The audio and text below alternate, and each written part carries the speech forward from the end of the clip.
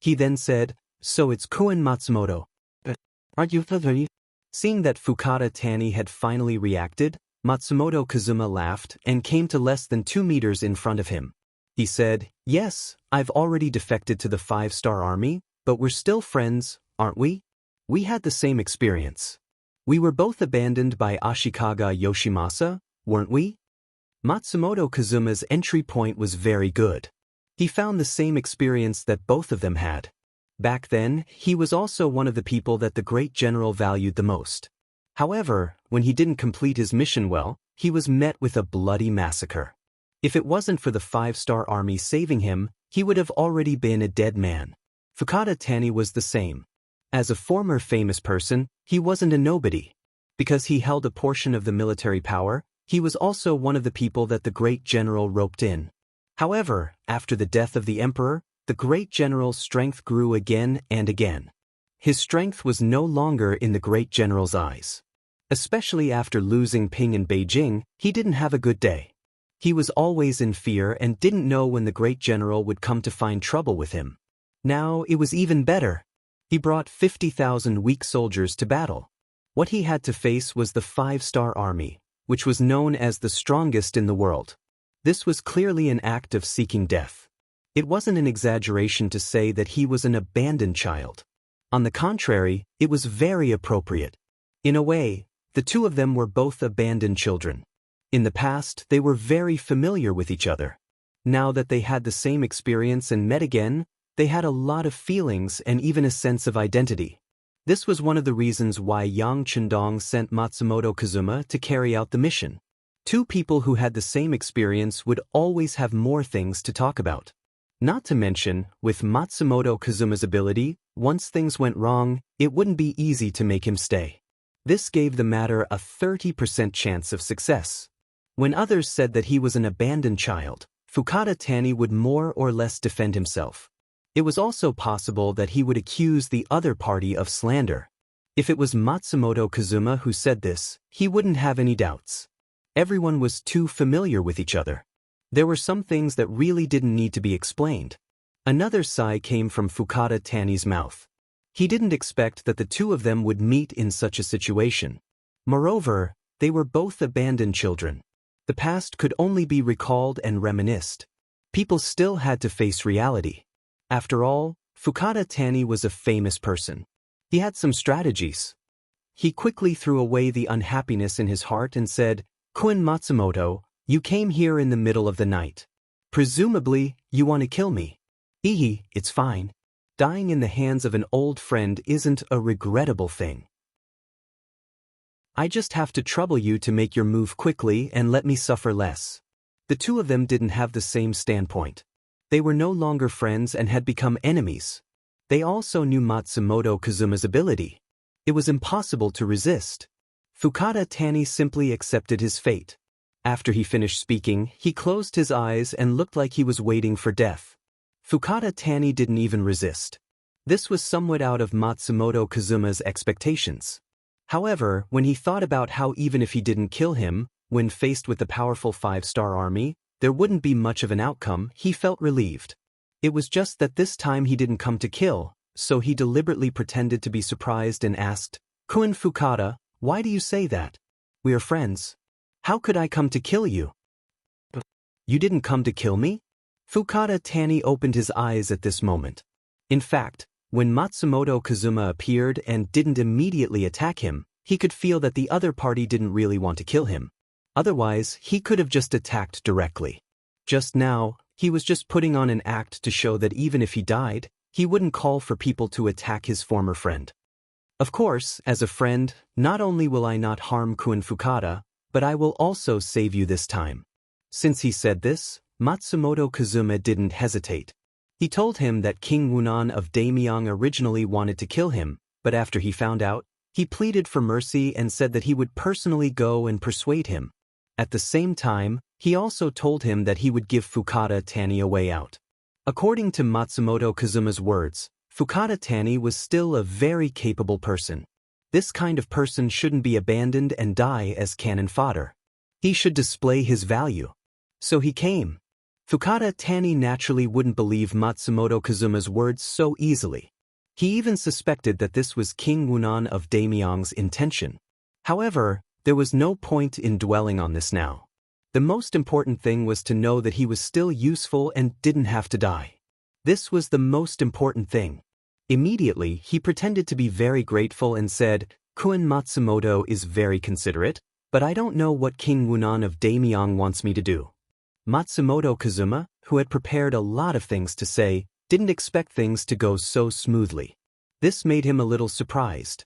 But after all, it was a good thing. He immediately said, "Bugnam of Gojoseon hopes that Kun Fukada can repent and be saved. In the current situation, it's only a matter of time before Ashikaga Yoshimasa is destroyed. What we need to do is to make the right choice in life. For example, we need to rely on Bugnam of Gojoseon and the 5-star army. Will they accept us?" Kun Fukada asked without hesitation. He wasn't playing any tricks. With his current status, he really didn't have any other choice. Since the Grand General had already abandoned him, he might as well save himself. Although his future was still uncertain, at least he could live for a few more days, right? Of course they will. I have already convinced Bugnam of Gojoseon, and Bugnam of Gojoseon also said that as long as Kun Fukada can show enough sincerity, the 5-star army is willing to accept you. When the time comes, high positions and generous salaries will be waiting for us in front of us. Matsumoto Kazuma seemed to be getting more and more excited as he spoke. It was as if everything would go smoothly if they relied on Yang Chendong. Really? That's great. Fukada Tani also said very cooperatively, but then the excitement on his face disappeared. "But Kun Matsumoto, I'm afraid that you don't know my current situation. Right now, my rations can only last for 4 days. Once I don't have enough rations, I'm afraid that there will be a mutiny in the army. At that time, even if I want to rely on the 5-star army, I'm afraid that I won't have the strength and time to do so." That was a condition he was proposing. Since they were going to surrender, they should at least get something in return. Otherwise, why would they listen to their commands and work for them? A 50,000 army only had 4 days of rations. This was the first time Matsumoto Kazuma heard of this. But it didn't matter. Before he came, Yang Chendong had given him a lot of support. So after hearing this, he didn't panic too much. Instead, he laughed and said, "Kun Fukada doesn't need to be so distressed. If you don't have rations, we can buy them." "Oh right, this time, Bugnam of Gojoseon, in order to welcome Kun Fukada, specially asked me to bring 500,000 taels of silver. It is now in a forest 10 miles away from the camp. If you need it, you can go and get it at any time." The Dafei kingdom was finally destroyed, and the silver mine on the island was also taken by Xianxia. This greatly reduced the need for silver. With money, Yang Chendong naturally had more confidence. What he used to do against the Japanese Empire was to use money to pave the way. This was to preserve his strength to the greatest extent. Chapter 11-12. When Fukada Tani heard that he had to spend money to buy food, he wanted to laugh coldly. If there really was money, then what else could he say? However, before he could complain, he heard the words 500,000 taels of silver. He immediately froze on the spot. Then he widened his eyes and asked in disbelief, 500,000 taels of silver? Is this true? It was no wonder that Fukada Tani was so excited. At this time, the money used in the Japanese Empire was mostly Yongle Tongbao. The Yongle Tongbao coins with the words Ji and Mu on them were all made by the Japanese Empire. After Ashikaga Yoshimasa took control of the currency, he began to reform it. The copper used in the currency was almost completely gone, replaced by other things. The Yongle Tongbao coins were originally one of the most exquisite currencies in China's history. However, the Yongle Tongbao coins that appeared in the Japanese Empire were extremely crude and had no value. They no longer had any purchasing power, and even the commoners didn't recognize them. Since the commoners didn't recognize them, there was almost no use for them. The most hateful thing was that the money that Ashikaga Yoshimasa gave to the generals was still the same. This was equivalent to letting the horse run and not letting the horse eat grass. However, It was precisely because he had no money and no food that he was able to control the various armies and make them work for him. Currently, Fukada Tani had a large amount of crude and worthless Yongla Tongbao coins in his hands. If the commoners didn't recognize them, how could they buy food? This was one of the reasons why he was worried. However, now that he heard that there was 500,000 taels of silver, it was no wonder that his eyes lit up. All of Fukada Tani's actions were seen by Matsumoto Kazuma. He immediately said, "Of course it's true. Why would I lie about such an important matter? If you don't believe me, we can go to the forest 10 li away and get the money." But Fukada Tani didn't try to hide anything. In his opinion, nothing was more important than money. Silver was only silver when it was held in one's hands. Immediately, Fukada Tani sent someone to summon his own guards. A group of over 100 people left the camp in the middle of the night and headed straight for the forest 10 li away. Fukada Tani trusted Matsumoto Kazuma so much because he knew that if Matsumoto Kazuma wanted to kill him, there was no need to beat around the bush. If Matsumoto Kazuma wanted to kill him, he could have killed him just now. The truth did not disappoint him. Sure enough, he found 10 large chests, each of which contained 50,000 taels of silver. After checking, Fukada Tani was naturally satisfied. Together with Matsumoto Kazuma and the guards, they carried the 10 large boxes back to the barracks. When they returned, it was already dawn. Many soldiers had already left their tents and were preparing to eat breakfast. Coincidentally, one of the chests had been knocked over on the ground. When the dazzling silver fell to the ground, it immediately attracted a lot of attention. Soon after, the news spread and Fukada Tani's 500,000 taels of silver was known by everyone. When they returned to the main tent, Fukada Tani had already changed from his previous dispirited state to that of excitement and excitement. What Matsumoto Kazuma said next made him even more excited. "Kun Fukada, I have a plan that can save us 500,000 taels of silver and get enough food. But I don't know if I have the guts to do it." Plan. With 500,000 taels of silver in front of him, Fukada Tani no longer had any doubts about Matsumoto Kazuma. He immediately asked eagerly. Knowing that the time was right, Matsumoto Kazuma did not intend to keep him in suspense. He immediately spoke of his idea. It was very simple. It was to snatch food. Snatching food was a common thing for rebel armies. But to Fukada Tani, who had 50,000 soldiers, it would be very difficult to gather enough food by snatching food from the commoners. This was because the commoners would not foolishly leave their food at home. Instead, they would hide it. Moreover, without enough accurate information, not only would they not be able to snatch enough food, it was very likely that they would anger the commoners and lead to a chaotic battle, damaging their own strength. Thus, this was not something that an ordinary army would be willing to do. However, if they were to snatch food from other armies, the effect would be completely different. Since they were both armies, their food would naturally be gathered together. There would be no need to search everywhere and they would be able to gather large amounts of food to solve their urgent needs.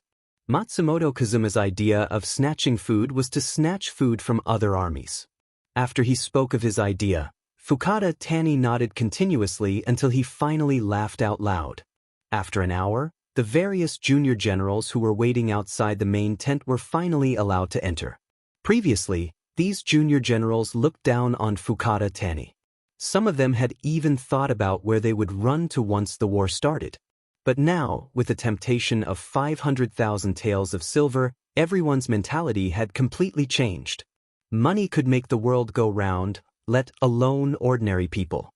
Fukada Tani was also watching everyone who entered the tent. When he saw that their mental state had completely changed, and many of them even looked at him with flattering eyes, he was indescribably happy. At this moment, he finally felt like he was in charge of an army. After waiting for all the junior generals to enter the tent, Fukada Tani, who was sitting at the head of the table, finally opened his mouth and said, "All right, since everyone is here, then there are some things that I can tell you directly. We are a deserted army, everyone knows that, right? How could everyone not know about this matter?" Because of this, everyone couldn't help but nod their heads. However, there were some who didn't understand why the general would suddenly say such words. What was his intention? What we are going to face next is the 5-star army, an army that has the advantage of powerful firearms. Everyone knows that, right? In exchange, everyone still nodded their heads. They were even more confused about Fukada Tani's intention. Facing such an opponent, we are equivalent to sending ourselves to death. Does anyone have any objections? Still, everyone nodded their heads in unison. Therefore, Fukada Tani revealed his true intention. Since we know that we are going to die, then, as the commander, how can I watch everyone die? Therefore, I have decided that we will not attack Ping and Beijing. We will turn to the Shanin Road and attack the Maori regularization. The grain in his hands will be our target this time. That's right, this was the idea that Matsumoto Kazuma gave to Fukada Tani. The so-called snatching of grain was to snatch the grain of the Maori regularization's 100,000 soldiers that were heading to the Shanin Road. Similarly, the Maori regularization was under the command of the great general. Not only were the soldiers composed of young adults, but their grain was also very abundant. If they could snatch their grain, then it would definitely solve the problem of their own grain being depleted. At the same time, it was tantamount to showing loyalty to Bugnam of Gojoseon and making a contribution. It could be said that the 500,000 taels of silver were not taken for nothing. It could also be said that they had found a way out for themselves in the future. Fukada Tani's decision was heard by everyone. Naturally, they were very surprised. They also knew that the grain in the army could only last for 4 days. If they did not snatch the grain, they would not be able to survive. While everyone was still digesting this decision, Fukada Tani said something shocking again. He would take out 100,000 taels of silver as a reward for the army that performed the best in this battle. As soon as this was said, it immediately attracted everyone's interest. 100,000 taels of silver, for the Japanese army leaders who were used to hardship, it was definitely a large amount. For this, they were willing to give it a try.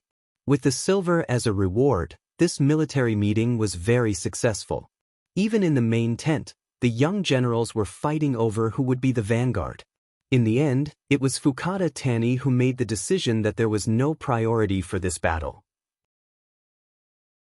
Whoever could snatch the most grain and bring it back would be the biggest winner and would be able to receive the 100,000 taels of silver as a reward. This was good. When the meeting was over, many of the young generals either secretly joined forces to increase their own strength or wanted to act alone and take all the food for themselves. There were even more who began to lead the troops as soon as they returned to their tents. It was as if they were afraid that if they were a step late, they would not be able to get any benefits. People say that interest is the best teacher. When a person wholeheartedly wanted to do something, there was nothing that could not be done or not done well. When everyone's initiative was completely aroused, the power that could be displayed was also amazing. 3 days later, Maori regularization, who was leading the main army towards Shanin Road and had continuously defeated Sensei Naganabu's army several times, suddenly received bad news. The grain of the rear army had been stolen by Fukada Tani's 50,000 weak troops. How is this possible? When he first heard the news, Maori regularization's face was full of disbelief.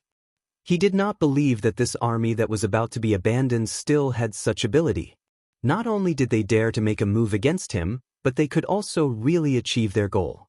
However, no matter how much he did not believe it, the facts were right there. The news of the grain being stolen came one after another. There was even news of casualties.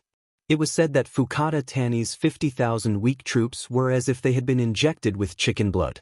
They displayed 120% of their strength and relied on numbers to defeat the elite Japanese army that was protecting the grain. In particular, these weak troops did not play by the rules at all. When they appeared, they swarmed like bees. When they attacked, they did not differentiate between the primary and secondary. It was completely chaotic. This made it so that even if one wanted to defend, they did not know how to defend. In any case, the grain being stolen and the loss of more than 3,000 soldiers was an irrefutable fact. Faced with the loss of the grain, Maori regularization had no choice but to suppress the decision to continue attacking Sensei Naganabu. He turned around and retreated. While reuniting with the rear army, he asked the Supreme General for help and grain. Fukada Tani's sudden attack had caught Ashikaga Yoshimasa off guard. Originally, this was a gift that he had prepared for Ping in Beijing. He did not expect that he would shoot himself in the foot. This made him so depressed that he wanted to vomit blood. If it wasn't for the fact that the destruction of the flat well field was right in front of him, he would have led his army back and killed Fukada Tani. Chapter 11:13. When the news came, Yang Chendong breathed a sigh of relief. With the addition of this chaotic army, it was enough to make Ashikaga Yoshimasa suffer. Taking this opportunity, he turned his attention to the Battle of Nanhai Province. The attack on Ge Prefecture, which was close to Ping in Beijing, had already begun. With the new army commander Su He taking the lead, they were naturally victorious. Yang Chendong didn't need to worry about anything. He was more concerned about the Battle of Awaju Island and the reaction of the more than 300,000 Japanese naval division in Nanhai Province. Yang Chendong had set a 20-word policy for Nanhai Province's attack. The cavalry would attack the Vietnamese line, the navy would attack Awaju Island, the two sectors would be scorched earth, and Nanhai Province would be surrounded but not attacked. The first two sentences had already been completed, and the third sentence was also implemented in Shan'in Province and Nanhai Province, which were adjacent to Nanhai Province. They would ensure that no civilians or grain would be seen within 50 li of the coast. The isolation of Nanhai Province's Japanese naval division was already very obvious. And if the Japanese army dared to enter within 50 li of the coast, the elite forces of the Cold Front, the extremely fast Cold Fourth Division riding bicycles, would teach them a lesson. After all, the Japanese Empire's territory was still a bit small. The good thing was that it wasn't that difficult to defend. If it was the Great Ming Dynasty's coastline, not to mention one Cold Front division, even two Cold Front divisions would be far from enough. The scorched earth work was completed. Next, it was time to see how long the Japanese army in Nanhai Province could last. Once the time was right, the C4th Division and C5th Division guarding this area would immediately launch an attack and take their lives. Of course, to achieve this result, it was far from something that could be done overnight. Right now, the main task was to attack Awaju Island.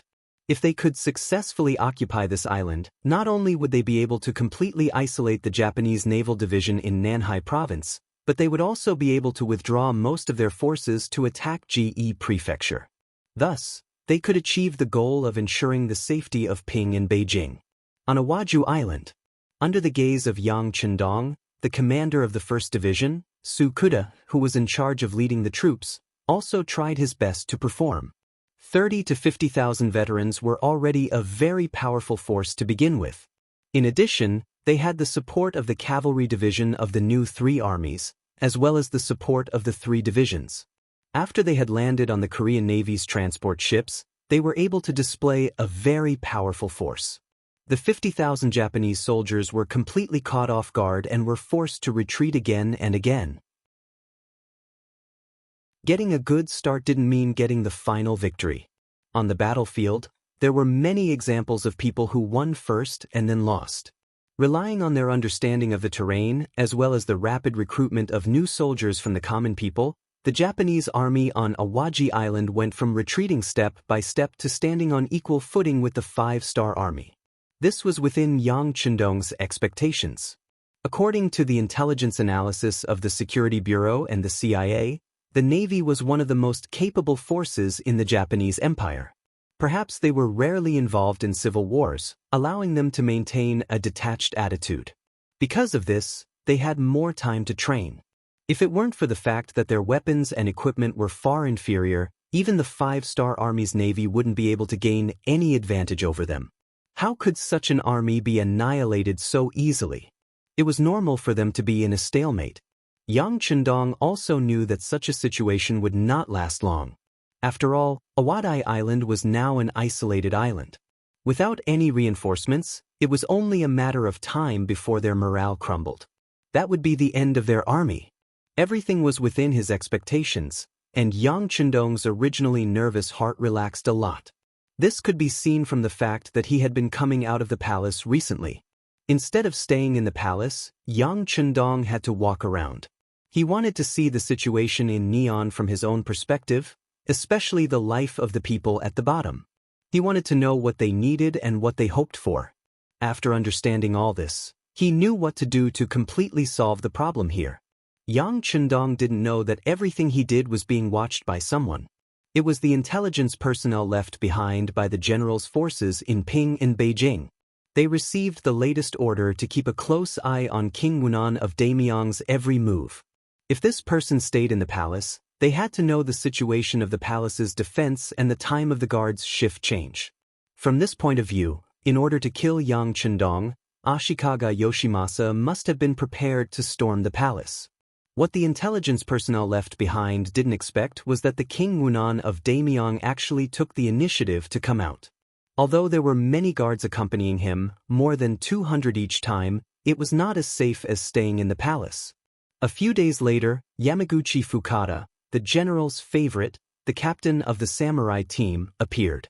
This also indicated that it was time to start the assassination plan against Yang Chendong. There were also 600 elite samurai with Yamaguchi Fukada. This was also thanks to Yang Chendong's policy towards the Japanese Empire. Since Ping in Beijing was occupied by him, except for the first half of the month when the city gate was closed and people were arrested and searched for, the rest of the time the city gate was opened wide, as if it was welcoming guests from all over the world. There were even immigration counters on the streets of Ping in Beijing. The general idea was to give the people of the Japanese Empire who wanted to be safe and live an ordinary life a way out. After all, the Japanese Empire was in internal strife, and the people who suffered the most would always be the people. Unlike those ambitious warlords, many people were still willing to live on the land in front of them. Once the immigration counters were opened, a large number of people signed up every day. Many of them had heard the news and came from nearby cities, or even farther places. The 600 elite samurai were mixed in with these people. They were dressed like ordinary people and sneaked into Ping in Beijing. It was so easy to enter Ping in Beijing, which made Yamaguchi Fukada more confident about the completion of this mission. He had brought 600 elite samurai, which was almost all of his strength. It was not impossible for him to storm the palace if he was prepared, not to mention assassinating Yang Chendong outside the palace. He was full of confidence. Fukada Tani, who was originally attacking Ping and Beijing, had taken the Maori regularization's ass. Yang Chendong seemed to have completely forgotten about the so-called safety. Every day after breakfast, he would start to visit the streets. These days, he even directly left Kyoto and began to wander in the nearby mountains and forests. He gave people the feeling that he was on a scenic tour, but he did not bring Princess Junko with him, which inevitably made people suspicious. Some intelligence personnel of the Japanese Empire thought that King Wunan of Damyang was waiting for something, and that he should have known that someone was going to assassinate him. Regarding this, Yamaguchi Fukada naturally had a face full of disbelief. The assassination of Yang Chendong was extremely secret. Even the 600 samurai under his command only knew that they were going to carry out the mission, but they did not know the details of the mission. How could King Wunan of Damyang know? It was clear that these people were scaring themselves and were scared by Yang Chendong. Yamaguchi Fukada had decided to act alone. With 600 samurai, even if they were prepared, what could they do? They could even kill him with a crowd of people. Speaking of which, Yang Chendong was not doing any seductive actions, nor was he setting up a trap for people to fall into. The reason why he had been wandering around the nearby mountains was because of the underground mines. The Japanese Empire was an island country. Due to the geological structure and volcanic rocks, there were very few mountains. However, in these mountains there were relatively large reserves of coal, limestone, sulfur, copper, bismuth, and other minerals. The main reason why he appeared near Ping in Beijing was not because of these, but because he knew that there was a silver mountain nearby. This was also the main reason why the Japanese Empire was able to develop in the later period. He came to find the exact location of this place. Speaking of which, he still had to thank Yang Chendong for his previous life. When he was carrying out a mission here under the name of Yang Dong, he happened to hear from a local old man that there used to be a silver mountain here hundreds of years ago. The silver content was very high and very pure. That was God's longing for the people of the Japanese Empire. In fact, he was a little curious, so he asked some people and confirmed the authenticity of this matter. Now that he had returned to hundreds of years ago and came to this place, how could he let go of the Silver Mountain? Xianxia's development was too fast. His own ability to produce blood was not bad, but he still felt a little stretched. Although he found a few silver mountains on the island of the Great F country, it had greatly alleviated all kinds of economic pressure. But then again, who would complain about having too much money? These days, Yang Chendong suddenly thought of this matter. Every day, he wandered around the nearby mountains to determine which mountain was his target. After a few days of hard work, he finally determined that his final target was the 3 mountains in front of him. Later, as long as he sent people to dig and develop, there would be a surprise waiting for him. After many days of hard work, there was finally a good result. Yang Chendong could not help but breathe a sigh of relief. Then, from a distance behind him, there were sounds of fighting and yelling. Then, Beta Persei talked to a Long Wei who ran from afar for a while, then returned to Yang Chendong's side and said, "Young master, someone wanted to assassinate you, but was discovered by Long Wei outside and suppressed with the 95 style. Want to kill me?" Yang Chendong was stunned when he heard this, then he smiled. He now appeared as an invader. Although it was for the sake of the 8th Madam Princess Junko, it also broke the original balance here. It was normal for someone to want to kill him. Since they could force Long Wei to use the 95 style, needless to say, the other party's background was not small.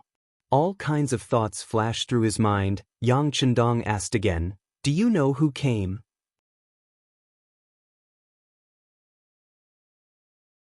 Chapter 11:14. I'll send someone to check it out. Beta Persei turned around and left. After a while, he took the 2 Longwei soldiers and ran towards the direction where the gunshots came from. In that direction, Yamaguchi Fukada was smashing the ground with his fist. Some stones were smashed to pieces under the huge force, but he didn't seem to feel it at all. Samurai are different from ninjas. They can use the things around them, plus their own flexibility and speed, etc., to hide their body and achieve the effect of approaching the target at the closest distance.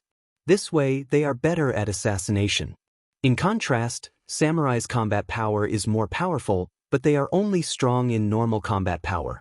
Every time they want to get close to the target, they have to make some big noise.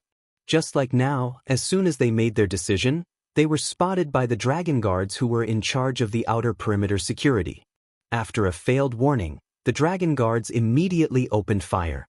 The dozens of warriors who were charging at the front were shot dead on the ground amidst the battle cries. The distance was at least 300 meters. The death of the samurai frightened Yamaguchi Fukada. He was forced to let the other samurai lie on the ground and try not to expose his body as much as possible. But at the same time, he was furious. This kind of opponent that he couldn't reach at all made him feel powerless. Under such a feeling, how could he be in a good mood? "Captain, let's retreat. The guns in their hands are too powerful, and they can fire continuously. If we rush up, we will only die." A samurai captain, who is also Yamaguchi Fukada's trusted aide, crawled to his side and said, "Should we retreat?" Yamaguchi Fukada was unwilling. This time, their appearance was so sudden, but they couldn't get close to the target. They didn't even see Yang Chendong's true appearance. If they give up such an opportunity, it can be imagined that it will be even more difficult to assassinate him in the future. But if they don't retreat now, what's the difference between lying here and waiting for death? Once more time passed and more 5-star soldiers appeared, wouldn't it be impossible for him to retreat even if he wanted to? For the sake of his subordinate's safety, Yamaguchi Fukada finally made the decision to retreat and look for an opportunity. At this moment, he realized that the 5-star army had started to retreat. What's going on? Yamaguchi Fukada was puzzled at first, but then he thought of something and laughed. "I know, it must be because the other party's guns are out of gunpowder, or they are running out of gunpowder. Otherwise, why would they retreat when they have the upper hand?" Yamaguchi Fukada, who felt that he knew the truth, was filled with energy again.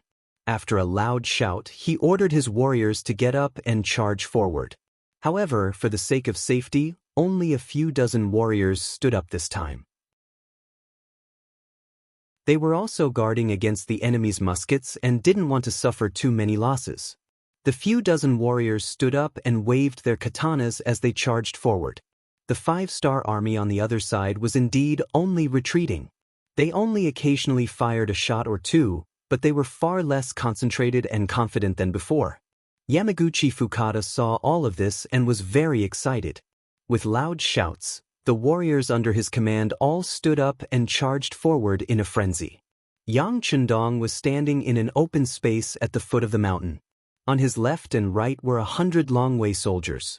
At this moment, they were all holding the 95 style in their hands and stood proudly. In front of them, the 50 Longwei soldiers who were in charge of the periphery were quickly retreating. When they retreated to Yang Chendong's side, the person in charge, Pengyu, laughed and took the initiative to say, "Sixth young master, the mission to lure the enemy has been successfully completed." "Very good." Yang Chendong nodded with a smirk on his face. Of course, the retreat this time was not caused by a lack of bullets. After the assassination in Baiming's Kyoto Yongding Gate, the Longwei soldiers were fully equipped with bullets when they went out with Yang Chendong. 200 people could easily deal with an enemy 10 times their number, not to mention that this time they were facing an enemy 3 times their number. How could they not have enough bullets? However, he still made a move to retreat in order to eliminate all of them. Once they escaped and returned to Pinyin City, they would be the biggest threat to his safety. Yamaguchi Fukada didn't know that when he saw that the enemy only had a few hundred people, which was a quarter of his forces, he couldn't help but want to look up to the sky and sigh. This was an opportunity given to them by the heavens. When the distance between the two sides was only 200 meters, Yamaguchi Fukada led the samurais closer step by step with a determined look on his face. Their speed was very fast. 180 meters, 150 meters. Soon, it was 120 meters. At this distance, those who had some strength could shoot with a strong bow. Finally, the Longwei soldiers raised their lowered muzzles one by one. With Beta Persei's order, bursts of fire spewed out from the muzzles and fell on the samurais opposite them one by one, forming little blood flowers. These were blood flowers, not snowflakes. With the appearance and production of these blood flowers, the samurais fell one after another in the process of charging. After several waves of attack, there were less than 200 people left in the team of nearly 600 people. Such a fast death rate made Yamaguchi Fukada's heart bleed after seeing it. This was the result of many years of hard work to train these 600 elites, but now, they died one by one without even touching the opponent's clothes or seeing the opponent's appearance clearly. This result was unacceptable. "You guys retreat, the rest of you charge with me." In order to leave a seed of hope for the samurais, Yamaguchi Fukada gritted his teeth and issued an order, forcing a team of 50 people to retreat, while he himself still resolutely rushed forward. Even if he was going to die, he wanted to die while charging forward. This was the only way to not disgrace the spirit of the samurai. But what happened next made Yamaguchi Fukada have the urge to vomit blood again. Just behind them, when the 50 samurais that he regarded as seeds turned around, 50 Longwei members suddenly appeared behind them. These 50 people came in a roundabout way after the battle started, with the idea of completely wiping out the enemy. Under the leadership of Yamaguchi Fukada, the 50 people fired their guns, as if they were practicing shooting. The difference was that they were shooting at targets during training, but now they were shooting at real enemies. 50 against 50, the battle ended very quickly. After hearing the gunshots and turning his head, Yamaguchi Fukada saw the scene of all the retreating members dying. At this time, there were less than 10 samurais standing beside him, and this was because the Longwei members showed mercy and did not continue to use them as targets. Otherwise, none of them would have survived. At this moment, the distance between the two sides was less than 80 meters. At a distance of 80 meters, the 95 style still had the advantage and completely controlled the situation. Beta Persei finally said, "You guys, surrender."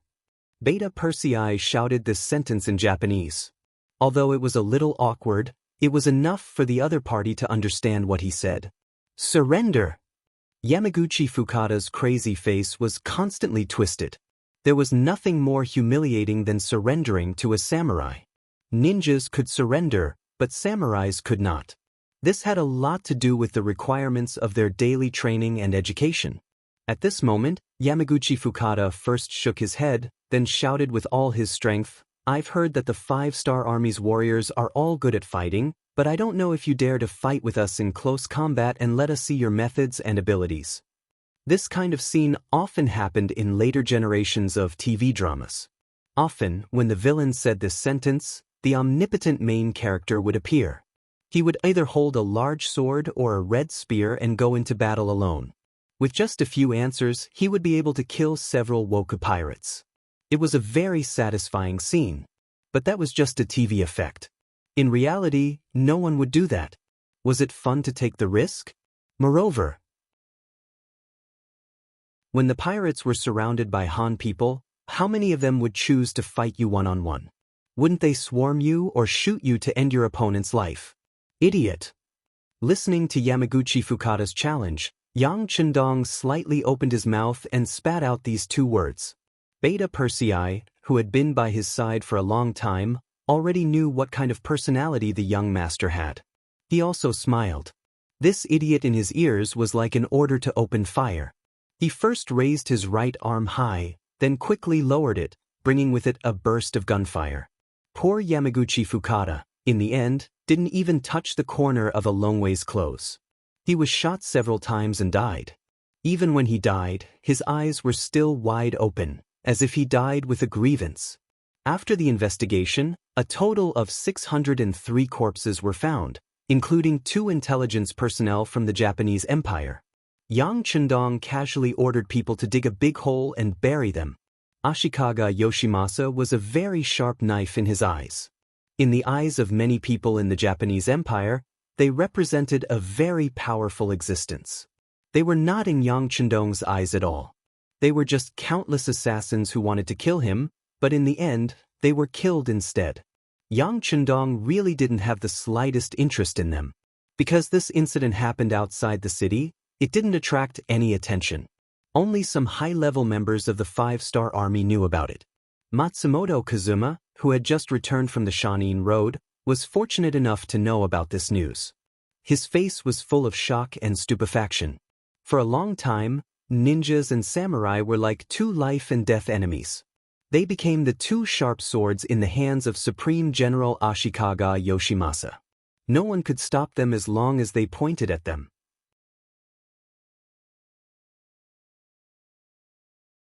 Chapter 11:15. But now, the ninjas surrendered to the 5-star Army, and all the samurai were killed. This result shocked Matsumoto Kazuma, but it also strengthened his determination to be loyal to Yang Chendong. This master was too powerful, so powerful that even a little bit of resistance was a sin. In the face of such a person, it was best to be obedient. Perhaps the ninjas could be carried forward under his leadership. As for his old enemy, Yamaguchi Fukada, he died without a trace. He couldn't say whether he was happy or disappointed, because anyone who became an enemy of Yang Chendong would end up like this. The only difference was that it was sooner or later. Matsumoto Kazuma didn't feel anything. Yang Chendong wasn't a person who didn't fight back. Although Yamaguchi Fukada's appearance didn't threaten his safety, it didn't even have the qualifications to be scared. But this person was sent by Ashikaga Yoshimasa to assassinate him. Just based on this, he must return the favor. Matsumoto Kazuma was once again ordered to come to the Imperial Palace, and received a mission here to assassinate Ashikaga Yoshimasa. According to Yang Chendong, Ashikaga Yoshimasa was the most powerful general in the Japanese Empire. He had once forced the emperor to a dead end. He must be heavily guarded, and it wouldn't be easy to kill him. But it didn't matter. Even if he couldn't kill him, he still needed to scare him. If he couldn't kill him, then he would kill some people who were close to him. As for who these people were, presumably Matsumoto Kazuma, who had been important by his side, would be very clear. 20 heads. If we can't kill Ashikaga Yoshimasa, then we'll take the heads of 20 of his trusted subordinates. I want to let people know that if they want to kill me, they will have to pay a heavy price. 110 is not enough, 120 is barely enough. This was Yang Chendong's original words to Matsumoto Kazuma. Matsumoto Kazuma, who had completely surrendered, not only didn't have the slightest difficulty, but also used this mission as an opportunity to show off his achievements and prove his strength. He personally led Suzuki, 10 jonin and 30 chunin to send out the mission, proving their determination to complete this mission.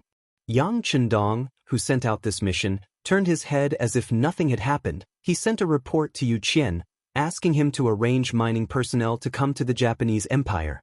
Then he focused his attention on the campaign to conquer Nankado. The war in the Jiao prefecture was as difficult as he expected. The soldiers and civilians of the Japanese Empire on the island resisted with all their strength. As an important stronghold of the Japanese Naval Division, the people here lived a good life. They were rarely affected by the war. After encountering the invasion of the 5-star army, in order to protect their power, they naturally resisted with all their strength. And because of the participation of the people, the enemy was developing more and more. Fortunately, the commander of the new army, Su He, took these factors into consideration before leaving and barely managed to maintain the situation. When the reinforcements appear, it's time to counterattack with all their strength. Compared to the stalemate in the Jiao prefecture, the attack in the Awaju Island became smoother and smoother.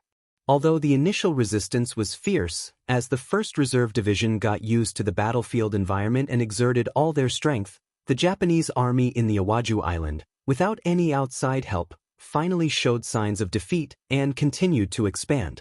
Finally, after 12 days of resistance, the main force was destroyed, and the rest were captured. The flag of the 5-star army was planted in the Awaju Island, which meant that the South Island had completely become an isolated city without any support. If they want to escape, they have to go through the artillery fire of the C4 Division and the C5 Division patrolling the surrounding waters.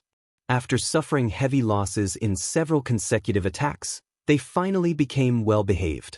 After successfully capturing the Awaju Island, according to the previous plan, the defense of the island was handed over to the E1st Division. He himself took the 1st Reserve Division and a division of cavalry back to the Jiao prefecture by transport ship and dealt with the remaining Japanese army together with Commander Su He. Compared to the 5-star army, Ashikaga Yoshimasa's situation became more and more difficult. Although the opposing forces in the flat well field had gradually lost their survival space under his suppression, the sudden appearance of ninja killers still gave the Supreme General a great headache. Fortunately, with the protection of the Divine Archery Battalion, plus the protection of the always cautious guards, he didn't get killed by the ninjas, but following that, his trusted subordinates were constantly killed. In just a few days, more than a dozen of his trusted subordinates had died, and it seemed that the ninjas didn't have any intention of stopping. Yamaguchi Fukada's samurai brigade had been missing for a long time, and Ashikaga Yoshimasa had reason to suspect that they had been completely wiped out. The appearance of these ninja killers also proved his guess. This was simply a revenge and targeting method implemented by the King Wunan of Daimyeong. Originally, it was him who made the first move. Was there anything wrong with the other party giving him a taste of his own medicine? He just hoped that these ninjas would leave quickly, so that he could restore the stability under his rule. Finally, the 20 heads of the ministers were gathered together, and the ninjas suddenly disappeared without a trace as if they had come. Ashikaga Yoshimasa felt that the wind had passed, and at the same time, he ordered the army to go down north and launched the final attack on the flat well field that had less than 10,000 soldiers. The flat well field was the minister that the emperor relied on, and he rose up after Princess Junko announced to the world that Ashikaga Yoshimasa had committed a crime. Logically speaking, even if he wasn't Yang Chendong's ally, he wouldn't be his enemy. But Yang Chendong didn't have a good impression of this person. Since you have so much power, why didn't you stand in front of the emperor earlier? If you did that, how could Ashikaga Yoshimasa be the dominant force?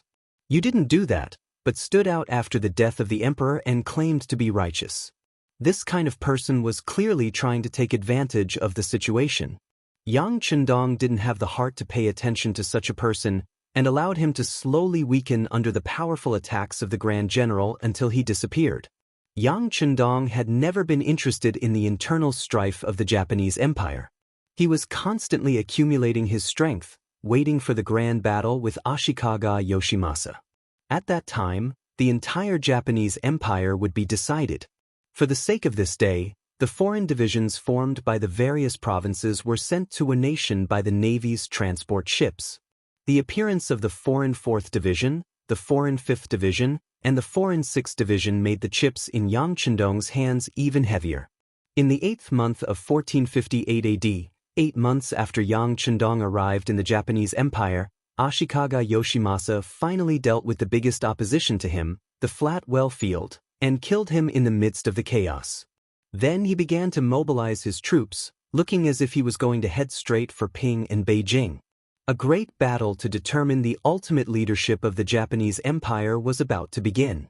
After Flat Well Field was killed, the Grand General Ashikaga Yoshimasa, who had successfully taken over the Hokuriku province, quickly received a letter of surrender from the ruler of the northernmost Hokuriku province. At this point, he became the new king of the Japanese Empire. If it wasn't for the sudden intervention of the 5-star army, his power would have far surpassed that of the deceased emperor. Ashikaga Yoshimasa, who had reorganized the army left behind by Hireda's death, and recruited a lot of new troops from the local area. His army had reached a total of 500,000 men, and he led his army down south, heading straight for Heian City. From his point of view, it was time to settle the grudge between him and Yang Chendong. Iwaji Island and Ji Prefecture had already been taken by Yang Chendong, and only Nankado was not in his hands. However, that didn't matter anymore.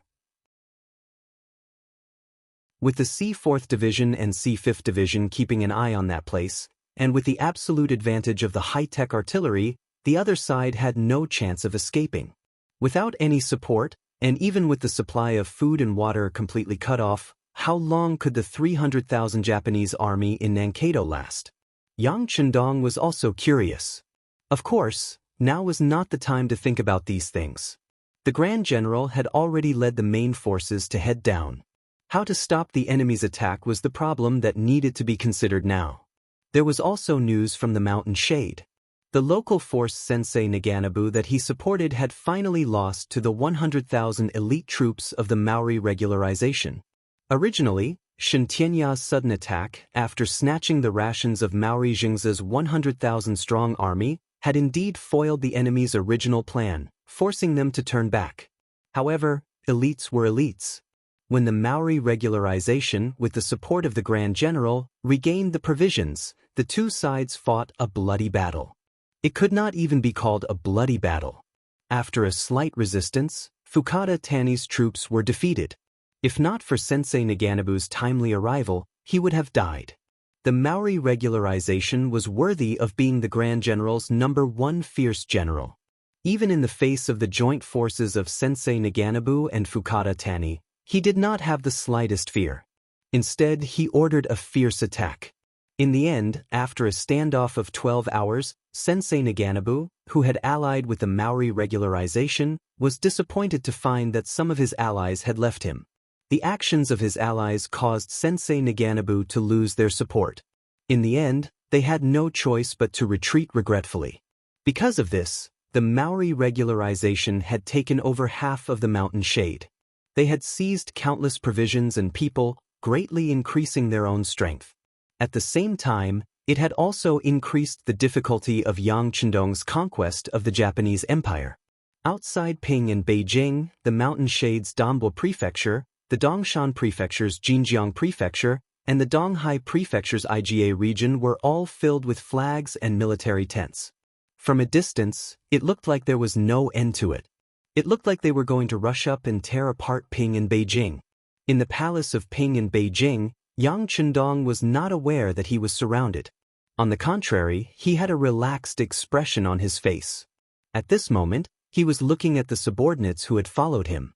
The 1st Cavalry Division's Commander Tian Hu, the 4th Army Division's Commander Ling Daqiang, the 7th Army's Commander Tian Su, the New Army's Commander Su He, the 1st Reserve Division's Commander Su Da, as well as the 2nd, 3rd, 4th, 5th, and 6th Division's commanders were all present. Behind them were the 5-star army's 220,000 soldiers. Compared to Ashikaga Yoshimasa's 600,000 soldiers, this was a small number. However, compared to the 5-star army, this was already a considerable force.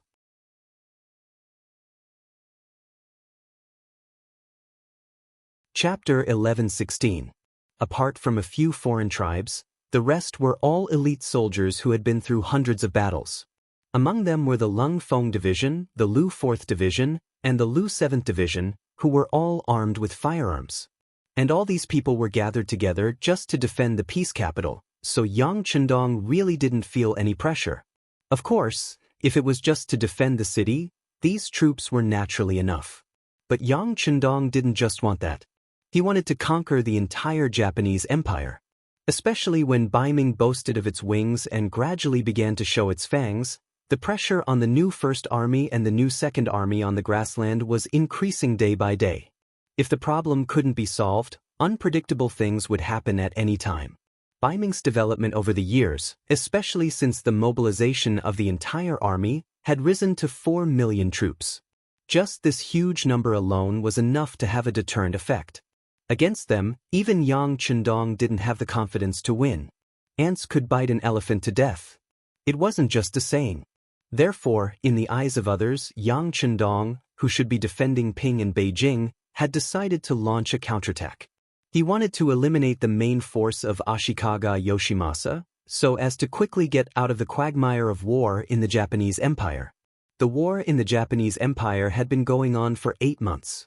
Compared to taking down the Golden Border dynasty in 30 days and taking down the other Southeast Asian countries in 2 or 3 months, the delay here was really too long. The longer the war dragged on, the greater the investment and the greater the pressure on money and food. This was naturally not a good thing for Yang Xie, who was still in the development period. Even if it was to solve the pressure in other aspects, the war here should be over. The people present at the meeting were all the troops Yang Chendong had to attack the Japanese Empire. Yes, at this moment, he couldn't find any more reinforcements. Although the 5-star army was strong and had developed over the years, their military strength wasn't too little. However, they had occupied too much territory and there were too many places that needed to be guarded. These 200,000-plus soldiers were already the majority of Yang Chendong's mobile forces. When Yang Chendong's gaze landed on the generals, everyone's gaze also converged on him. Upon closer inspection, one could see that their breathing was slightly rapid. Clearly, they had also guessed the theme of this meeting. They knew that the war was about to begin, and that the time to make a great contribution had come.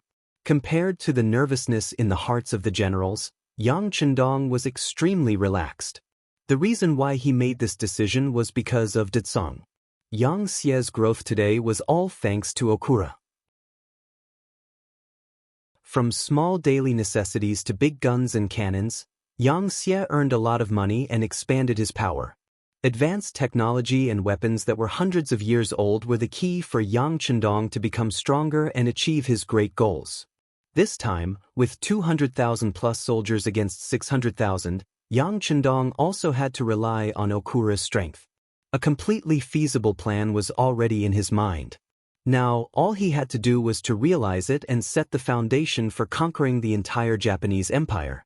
Are you all very excited? After a moment of silence, Yang Chendong's voice finally rang out. When it reached the ears of the generals, they couldn't help but laugh. Yes, this is indeed a good time for you to make a contribution. This battle will also be our victory, a moment that will forever be remembered in history. Is everyone ready?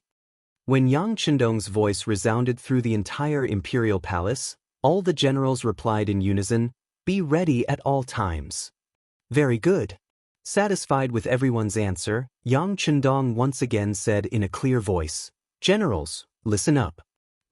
At the same time, in the Japanese army's camp, Ashikaga Yoshimasa was also holding a military meeting. Many of his subordinates stood on both sides, waiting for the general to make a strategic decision. Their military strength was almost 3 times that of the 5-star armies. They were also very familiar with the terrain and had the support of millions of Japanese Empire's citizens. Ashikaga Yoshimasa couldn't see any possibility of failure. At one point, he even thought that the five-star army was able to conquer Ping and Beijing because they took advantage of a loophole. If it wasn't for the internal strife that was too serious, how could the five-star army achieve such results? Yes, the five-star army had powerful firearms, and their power was very great.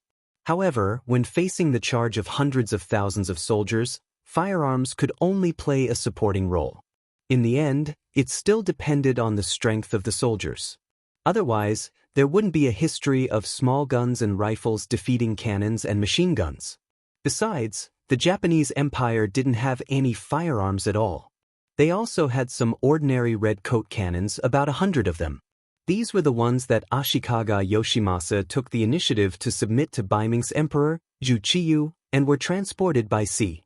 As for ordinary firearms, they also had about 5,000 of them. Although they were far inferior to Lung Feng's Type 95 and Type 81 rifles, they could still fire up to a few hundred meters away, which could boost the morale of the soldiers. The most important thing was that they had enough military strength and the support of the citizens.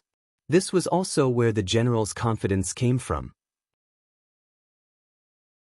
Other than the Northern Land Road, which was affected by the war, the grain fields of Donghai Road, especially the Dongshan Road, which was the largest area, were almost unaffected. With enough food, even if they faced the five-star army for a few years, they could still hold on. Compared to the five-star army, who had to rely on sea transportation for all their food and drink, they already had a natural advantage. With such confidence, Ashikaga Yoshimasa, who was sitting at the head of the table, had a smile on his face throughout the meeting. In the end, after everyone's discussion, they came up with a final battle plan, which was to use a protracted war, using attrition as the main strategy. In the end, they would force the five-star army to retreat from the Japanese Empire and achieve their goal of independence. Doesn't the five-star army have cannons? Moreover, they can fire up to a distance of 13 miles. Good, then our general's tent will be 13 miles away, maintaining a safe distance from you. As long as the general is fine, the front line won't collapse.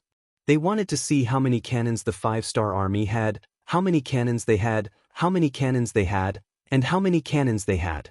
Just from this point alone, Ashikaga Yoshimasa's mind was still very clear. At least, he didn't choose to attack Ping and Beijing.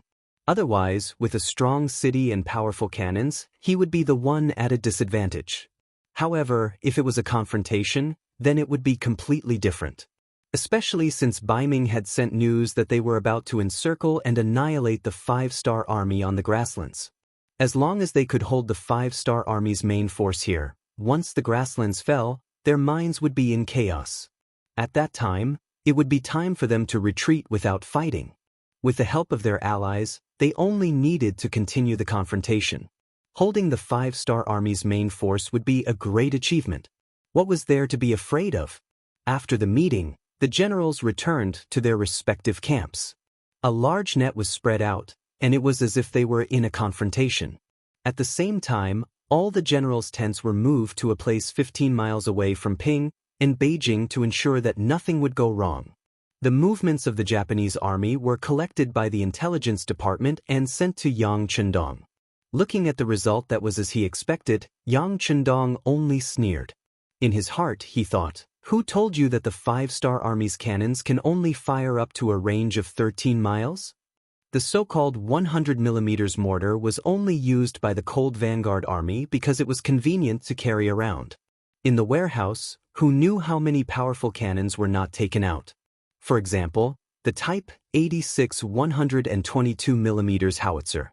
The Type 86 122mm howitzer was based on the Soviet Union's D-30 122mm howitzer.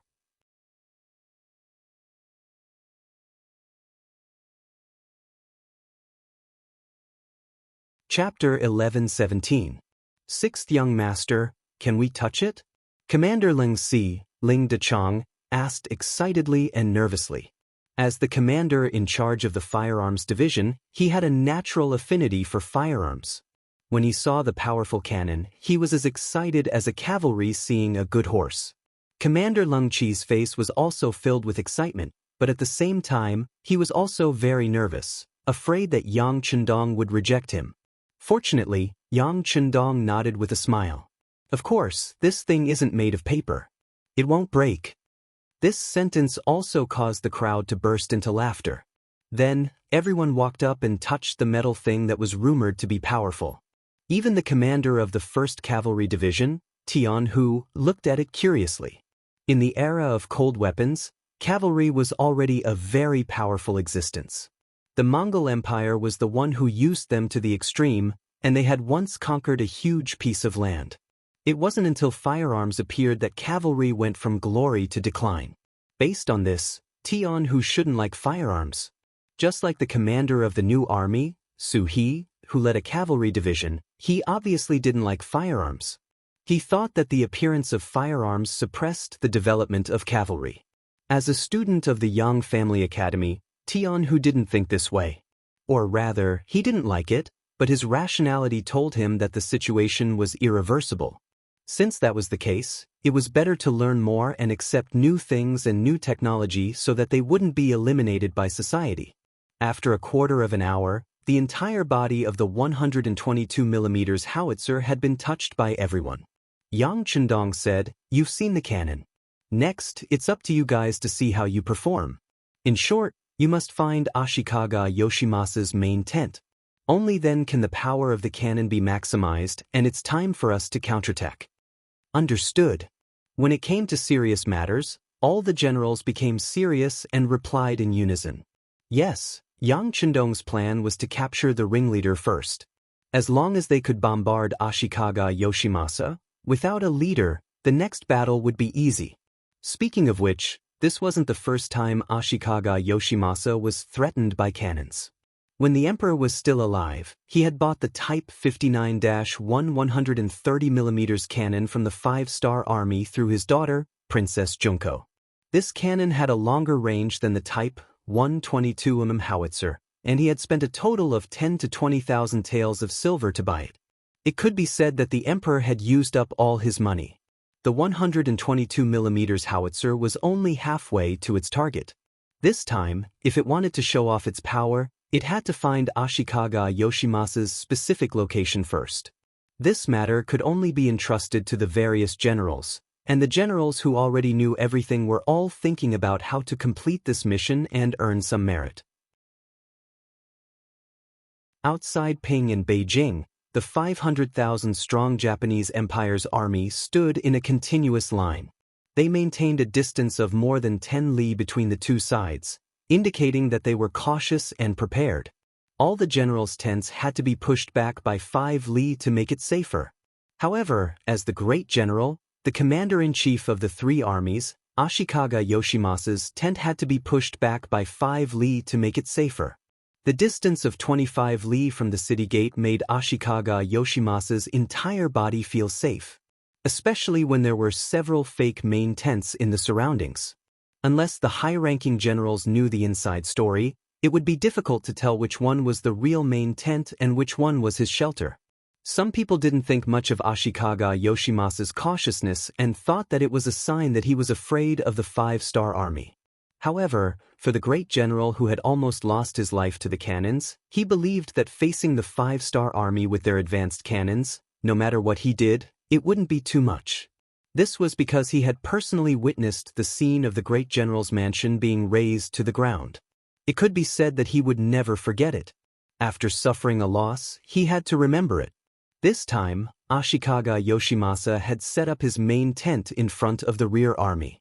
After the middle army, it was 25 li away from Ping and Beijing. Not only that, but he had also created several fake main tents to cover himself.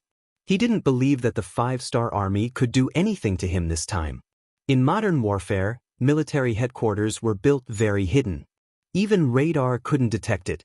This was because they were worried that the enemy would directly lock onto them and kill them. Speaking of which, this was called being cautious. In comparison, although Ashikaga Yoshimasa had also made some preparations, his level was too low. As the director of the Japanese Empire's Intelligence Bureau, Guan Xing had already made arrangements. He was just waiting for Ashikaga Yoshimasa to reveal his approximate location and report it through the radio. What the 5-star army needed to do was to force out Ashikaga Yoshimasa's exact location. As for how to do this, it wasn't difficult. They only needed to launch a large-scale attack. Once the enemy's formation was in chaos, the main tent with the most people would naturally be the target of their attack. It's up to you. On top of the North City Tower in Ping in Beijing, Yang Chendong, who was wearing a golden armor, looked at the generals below with bright eyes and spoke with confidence. Please rest assured, 6th young master. All the generals who led the troops were also very excited and replied with a firm expression. This time, only one regiment of the new army was left behind to take care of the daily security of Ping in Beijing, including the 5 foreign divisions. This showed Yang Chendong's great determination to destroy the Japanese Empire in one battle. No one would have thought that Yang Chendong would actually adopt a posture of attacking with all his troops when he was outnumbered. And it was precisely because of this that they were able to catch the enemy off guard and gather the enemy in one battle. Open the city gates. Yang Chendong ordered in a firm tone. Open the city gates. Beta Persei on the side shouted with his loud voice. Then, the thick and heavy city gates of Ping and Beijing were pushed open from the inside. The 2nd Division, who had been waiting here, was the first to rush out. The order in which they exited the city was based on the order of strength. First was the 5 foreign divisions, followed by the 1st Reserve Division, then the 4th Division and the 7th Army. Finally, the new army and the 1st Cavalry Division were the last to exit the city gates. The purpose of this was to ensure that when they launched an attack, their steps would be orderly. Otherwise, the cavalry would have already rushed out far away before the infantry behind them could catch up. This way, it wouldn't have the effect of shocking the enemy, nor would it create a powerful momentum. One by one, the 5-star army walked out of the city gates and approached the Japanese army on the battlefield. When this scene was seen by the scouts, they immediately reported it to the generals of the front army. After that, the news continued to be reported to the main tent at the rear. At the beginning of the first day, the Japanese army wasn't surprised to see the 5-star army send out troops. In their view, it was clear that the enemy couldn't hold back and wanted to send out troops to test them. They only needed to wait in place and wait for the enemy to be exhausted. If the other party was just testing them, they shouldn't launch any attacks. But if they launched an attack, they only needed to fight back. In the end, the initiative had always been in their hands. And as the 5-star army rushed out one after another, the number of people increased more and more. First, it was 20,000, 60,000, 100,000, 150,000, 200,000 people. It was already far beyond their expectations. At this moment, some people finally couldn't hold back anymore. All kinds of reports and messengers quickly rushed back. No matter what kind of disguise they used before, when those messengers appeared one by one and gathered in the main tent, Ashikaga Yoshimasa's real location was completely exposed. There were 4 things that Ashikaga Yoshimasa didn't expect. First, he didn't expect that after putting so much effort into disguising himself, it would be exposed so quickly. Second, he didn't expect that there were already some Japanese army soldiers around his main tent who had been bribed by the management. So when his position in the main tent was exposed, the news had already spread quickly. Third, he didn't expect that the 5-star army had already prepared a lethal weapon with an attack range of up to 30 miles. Fourth, he didn't expect that there would be something like a telegram, which could actually send a message thousands of miles away in an instant. All kinds of unexpected things made Ashikaga Yoshimasa meet the messengers one after another. Before he was ready to move his camp, a heavy whistling sound resounded in front of him. Then the first artillery shell fell from the sky and landed on the ground more than 10 meters away from his main tent. The destructive power of the 122mm howitzer is far from what the 100mm mortar can compare to. With just one shot, a huge pit of 3 meters deep was blown out. At the same time, the surrounding 20 to 30 meters were all affected by the aftermath. Among them was Ashikaga Yoshimasa. At the moment when the main tent was blown away, he was also injured by the aftermath of the artillery shell and fainted immediately. This was also because the guards around him were doing their duty. When the explosion happened, they instinctively protected him. Otherwise, he wouldn't have been injured by the explosion, he might have been directly killed by the explosion. The war is about to begin, and as the commander-in-chief, Ashikaga Yoshimasa was actually injured by the explosion and fainted. It suddenly gave people a feeling that they were a group of dragons without a leader. The ones who suffered the most were the scouts sent by the various armies who were waiting for orders. Now that the commander-in-chief was unconscious, they didn't know what to do next. If they didn't have perfect cooperation and fought separately, wouldn't they be defeated one by one? Logically speaking, if the commander-in-chief wasn't here, the other vice-commander-in-chief could also stand up and take up the responsibility. It was Ashikaga Yoshimasa's fault for being used to holding power. He was afraid that others would covet his power.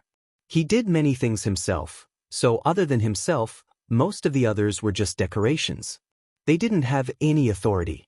At this moment, it was impossible to pull out someone to take charge of the situation.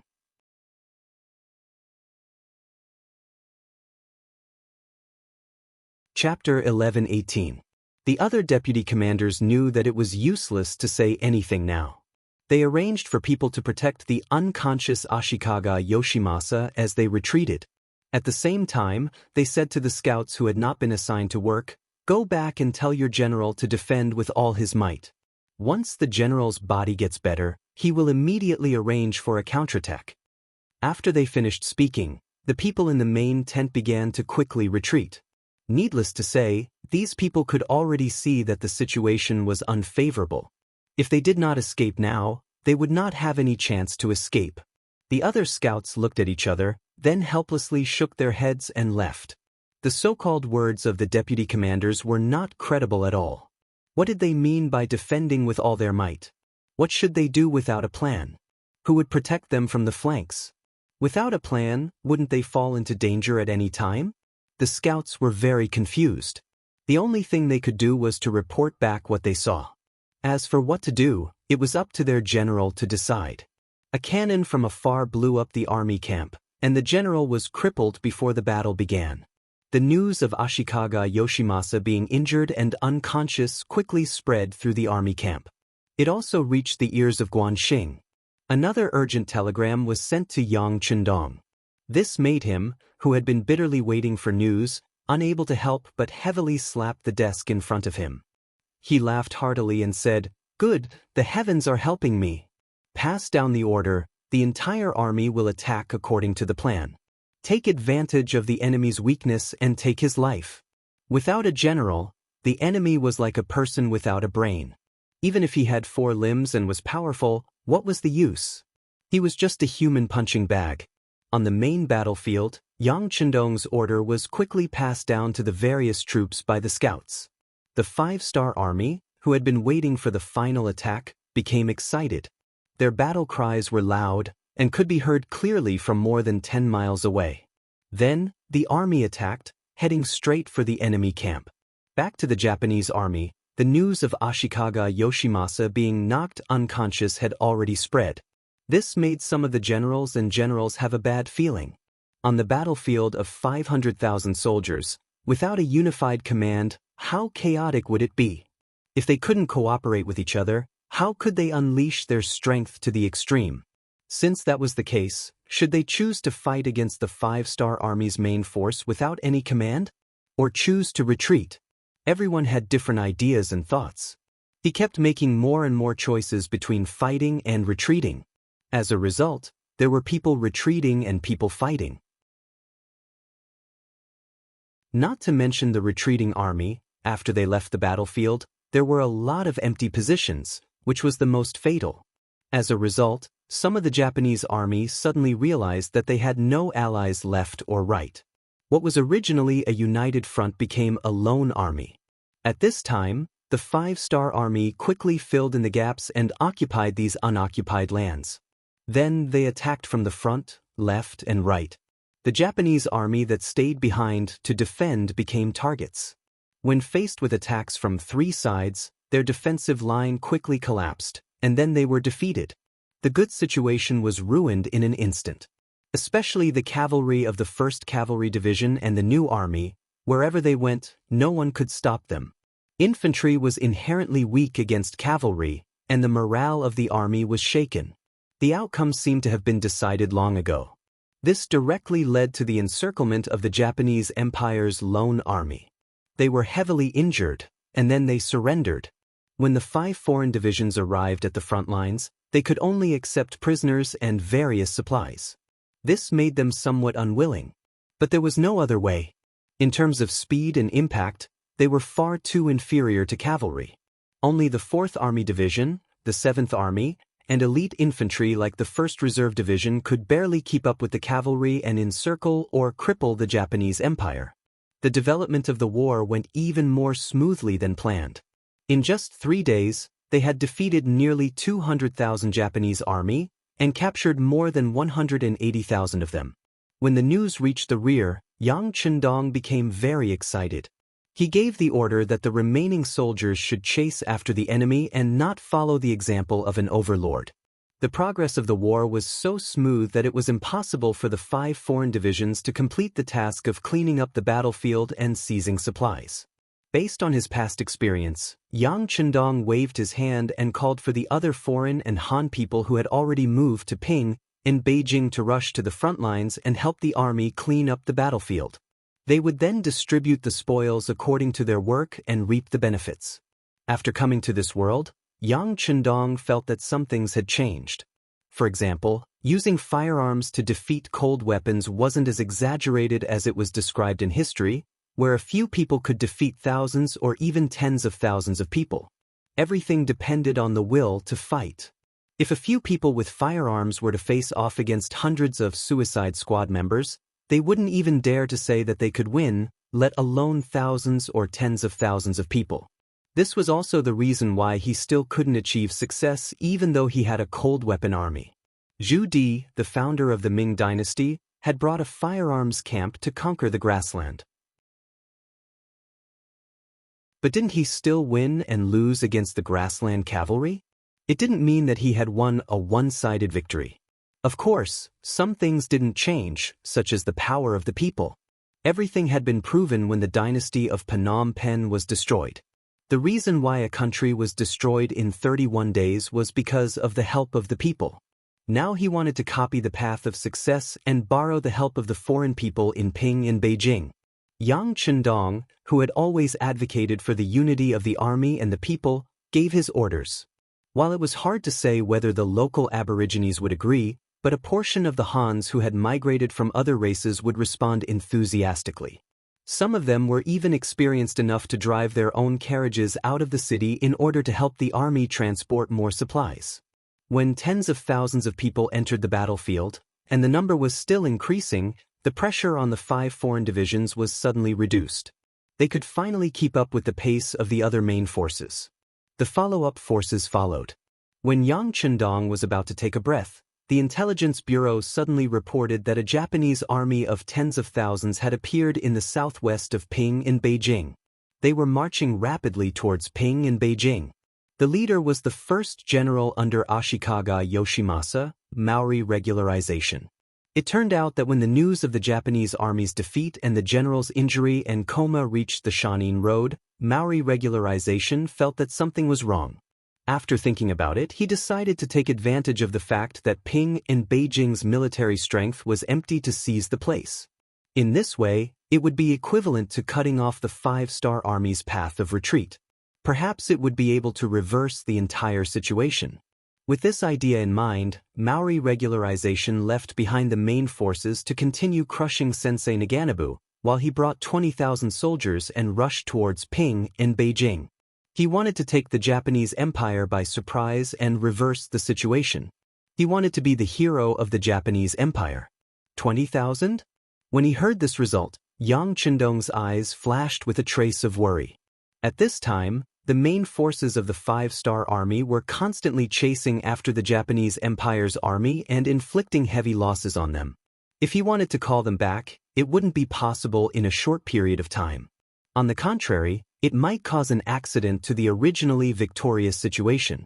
However, if he didn't call back the reinforcements, the current Ping in Beijing only had his 1,000 black cavalry and a regiment of new army cavalry. The total number of people was only 3,000.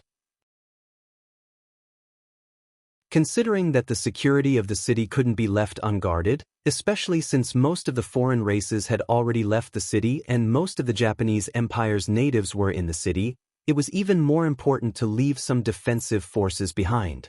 Then let's fight. Yang Chendong quickly made a decision. He was determined to bring the 1,000 black cavalry and create another miracle. The black cavalry was Yang Chendong's ultimate bodyguard. Logically speaking, they should be the safest. However, on the battlefield, they had repeatedly become firefighters. Whenever there was danger, they would rush there. Who knew how many times they had played the role of a hero who won against a large number of enemies? This time, they had no choice but to go into battle and fight against a large number of enemies. He called the cavalry commander of the new army over and handed over the task of guarding Ping in Beijing. He told him that he must guard the city gate. If there was no other choice, he could close the gate and defend the city. Naturally, the commander was somewhat unwilling to do so. He even proposed that the 6th young master stay at home and he would lead 2,000 cavalrymen into battle. You can't do it. This is not something that the black cavalry can accomplish. Yang Chendong smiled and rejected the other party's good intentions. This time, it wasn't that he looked down on his soldiers. It was the most correct choice from a practical point of view. After the decision was made, the 1,000 black cavalry were not afraid. On the contrary, they were all eager to fight. This could be seen from the fact that they began to wipe their sabers and constantly check their firearms and equipment. Fighting against 20,000 with 1,000 was an impossible task for any other army. Even the most elite 1st Cavalry Division might not be able to do it. However, when it came to the black cavalry, it was indeed a habit. They had impenetrable black armor, the most advanced firearms, the most tyrannical individual combat power, and the most powerful military leader in the world, Yang Chendong. When all these were gathered together, they were destined to create miracles and reach the peak of life. Among the 1,000 black cavalry, 200 of them were added later. Naturally, they were also the best in each army. They had all joined the 5-star army for more than 2 years and were completely politically qualified and loyal people. Not only that, many of these people were already officers before they joined the black cavalry. Some were platoon leaders, and some were even deputy company commanders. Some of them had great futures ahead of them, but the allure of joining the Black Knights and Dragon Guards was even greater. To be able to join this group was already the greatest achievement and glory of a lifetime. The Black Cavalry was the personal guard of the 6th young master. With this qualification, they would not show any fear even when facing some division commanders or even army commanders. Once they left a good impression in the eyes of the 6th young master, they could expect a great future.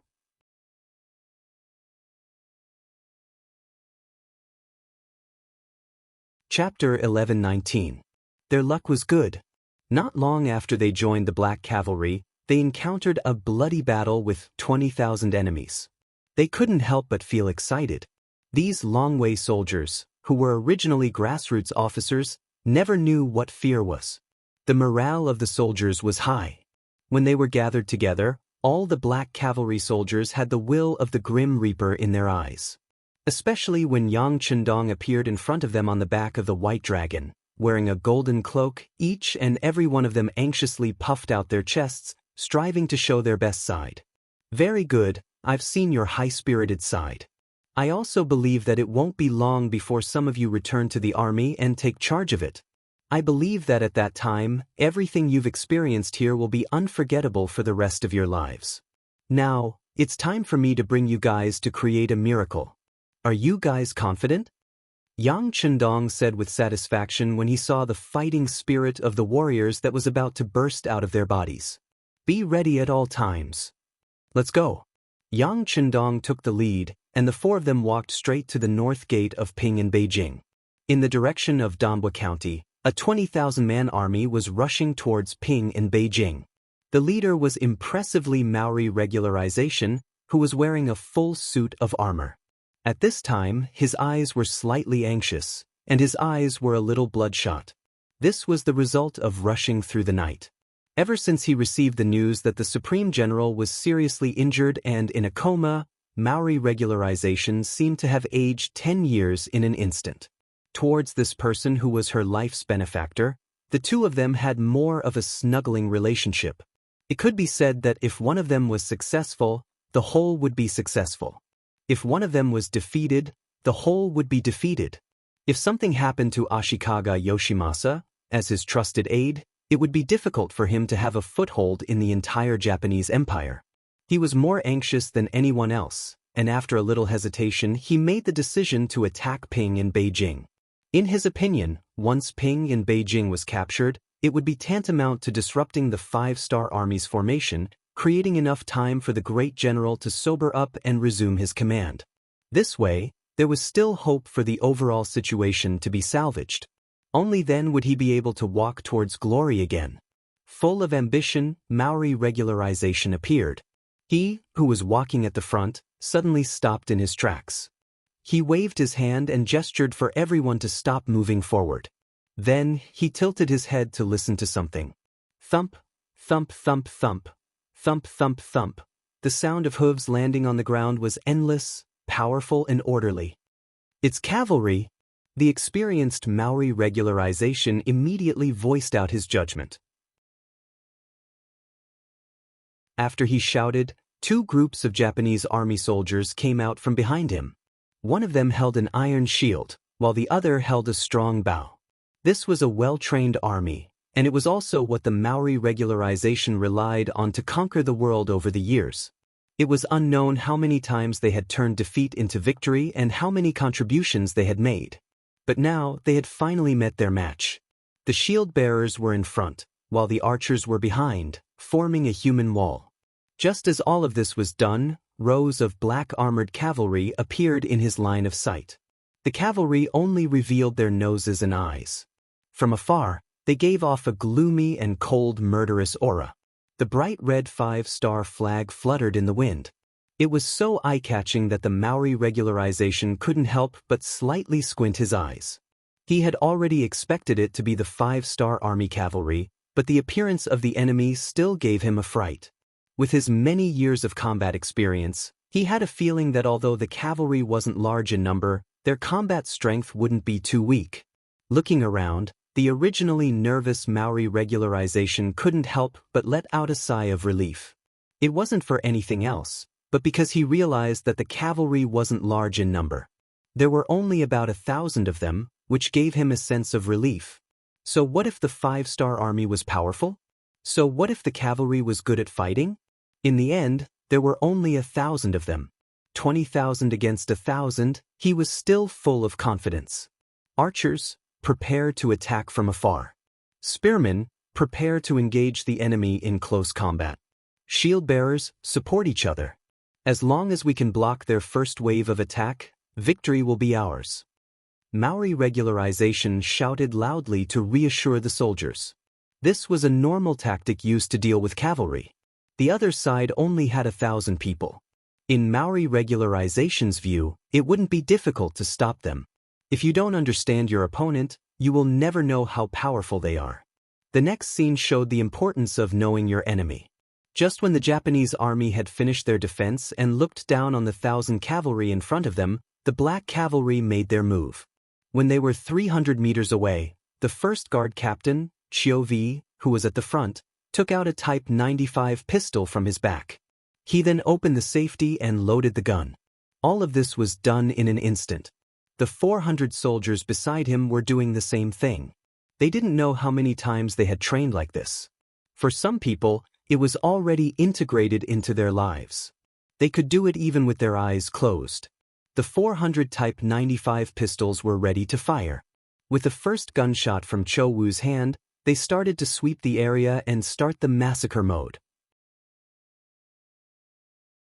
Shooting while on a horse, due to the unstable state of the body and the recoil of the gun, it would often cause the muzzle to deviate. Then, it would cause the bullets to run out. All of these could be made up for through continuous training. Not to mention, The Japanese army on the other side had already gathered together. As long as the general direction was not wrong, one shot could always hurt some people. Under the next 100 spears, this result was fully confirmed. Under the sound of gunfire, bullets whizzed out and flew horizontally, landing in the camp of the opposite Japanese army. The defenseless Japanese soldiers fell one by one, and blood splattered one after another. The more bullets flew out, the more concentrated the gunfire became. This meant that more and more Japanese army soldiers were killed. Due to the density of the bullets, the Japanese army's battle formation first had individual soldiers fall to the ground after being hit. Then, like a contagious disease, a large area began to collapse. This was especially true for the Japanese army, who had exposed themselves and were ready to attack with bows and arrows. They became living targets and became the first targets to bear the brunt of the firepower. Gunshots came one after another. In the short distance of 300 meters, the black cavalry soldiers changed at least one magazine, and at most 2 magazines. Bullets flew out like a dense rain, and the enemy's front door was wide open. The archers and lancers were in a mess. "2nd Battalion, move out with me." Dao Xiao, who had been waiting for an opportunity at the side, saw that the opportunity had arrived. He shouted and increased his pace as he charged forward. The reason why cavalry was so terrifying was because of their speed and power.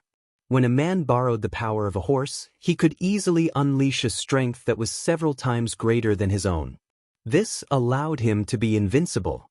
When a man borrowed the power of a horse, he could easily open up a path where there was no one. He could also kill the infantrymen like they were weeds. When the black cavalry unleashed these two advantages to the extreme, the Japanese army's infantrymen would collapse and fall into chaos. Compared to Qiu V's 1st Battalion, Dao Zhao's 2nd Battalion was more focused on attacking with momentum. Perhaps in terms of lethality, the cavalry sword was not as good as the 95 style. However, in terms of deterrence, the latter was much stronger. When the 400 black cavalry suddenly appeared in front of them, their warhorses leaped onto the heads of the shield-wielding Japanese army. Their swords flashed and landed on the heads of the shield-wielding Japanese army soldiers. As the swords flashed, the heads of the soldiers, who still had their eyes wide open, flew into the air. When the warhorses' hooves landed on the ground, the heads that had been separated from their bodies slowly fell to the ground. The smell of blood filled the air. "Kill!" Seeing that the 1st and 2nd Battalions had succeeded, Yang Chendong, who was wearing a golden cape, shouted. He led the remaining 200 black cavalry as the last remaining force and charged forward. At the same time, they were also the last straw that broke the camel's back. The sound of gunfire was still ringing out, but the swords had already arrived in front of them. At the same time, the black cavalry continued to approach them with their 7-star crossbows. They attacked again and again, catching the Japanese army off guard. They caught the Japanese army off guard and made the Japanese army dizzy. The 2,000 Japanese army in front of them quickly became stepping stones. They became the first batch of sacrifices on the battlefield.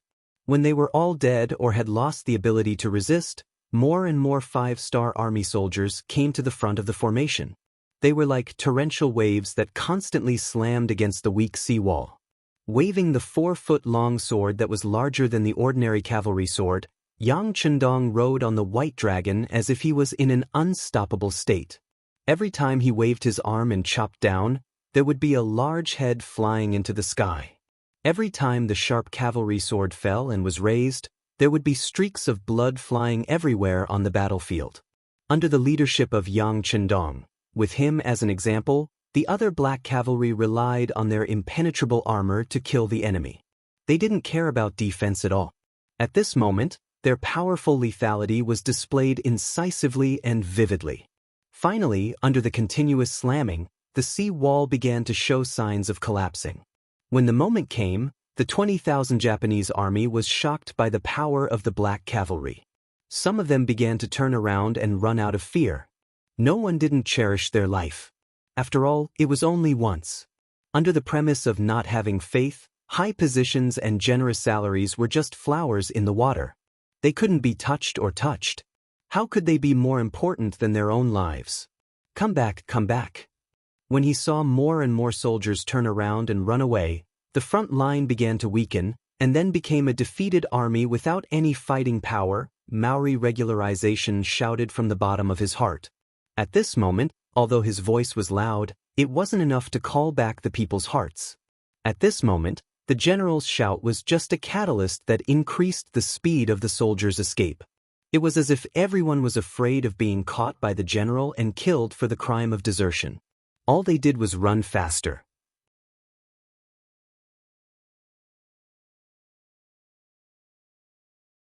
Chapter 11:20. In the blink of an eye, not even half of the 20,000 soldiers were left.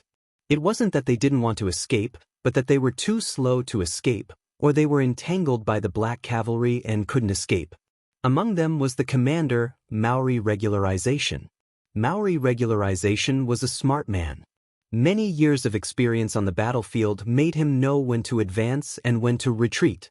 When he saw how brave and sharp the 5-star army was, he shouted a few times, but he still couldn't save the situation, so he made the decision to retreat.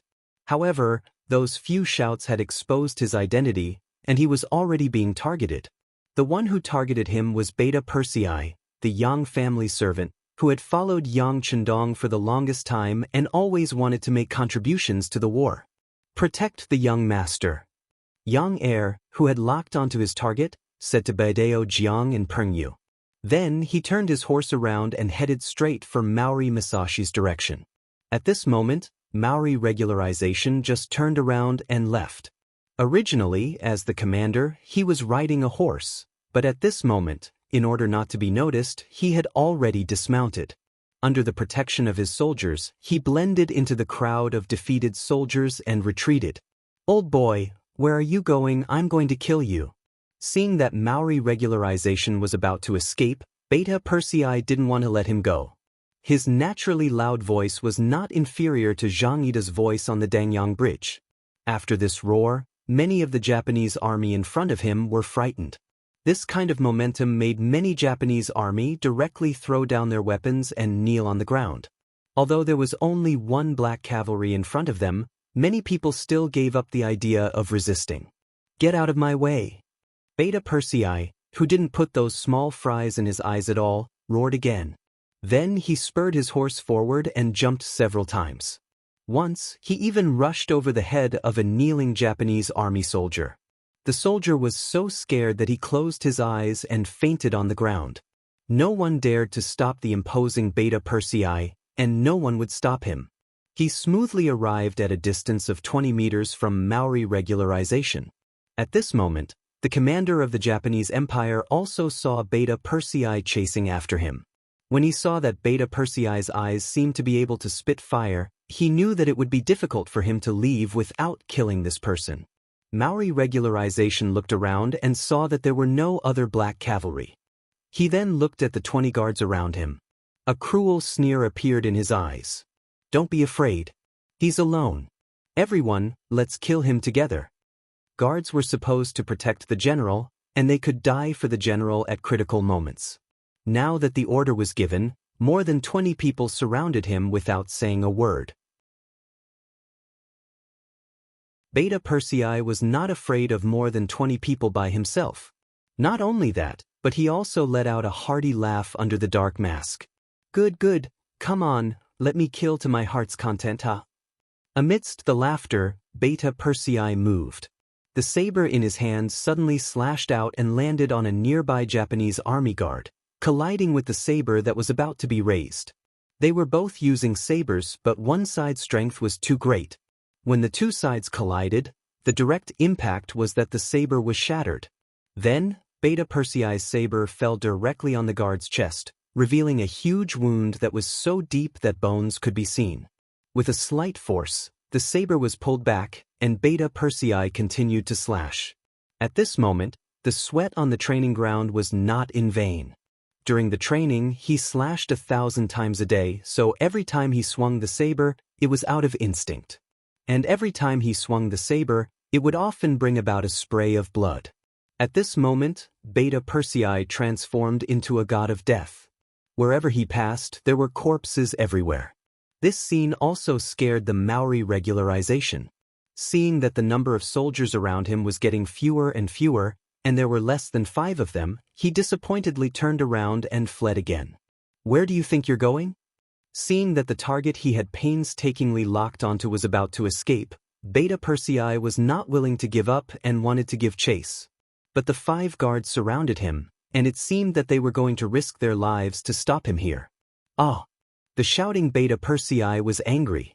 With a loud roar, he suddenly jumped off his horse, rolled on the ground, raised his saber, and cut off the legs of a guard, causing him to fall to the ground with a wail. Beta Persei, who had dismounted, was more agile. His saber was always slashing at a very tricky angle, which was not proportional to his tall figure. It was hard to believe that this was done by this person. Others could not believe it, and it gave Beta Persei a surprise advantage.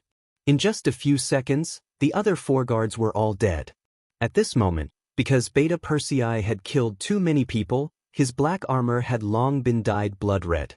Jumping on his horse, Beta Persei once again chased after Maori regularization, who had run 100 meters away. Taking advantage of the time on his horse, he constantly adjusted his breathing to kill his final target in the most perfect state. To be able to follow by Yang Chendong's side, he had naturally learned many things. In addition, his own strength was already not bad. If he were to meet Maori Masanori head-on, he had 100% confidence that he would be able to take him down. He would not even need 3 moves. Strong people have confidence, but there are many things that you can't do well just because you are strong. If that's the case, then wouldn't the world always be dominated by the strong, and the weak have no way out? Just like now, although Beta Persei had enough confidence, Maori regularization was not to be trifled with. He had been a general for so many years, and he had always been valued by the Supreme General Ashikaga Yoshimasa, so he was always in the center of power, so he had never been short of money, and there was indeed a group of loyal soldiers around him.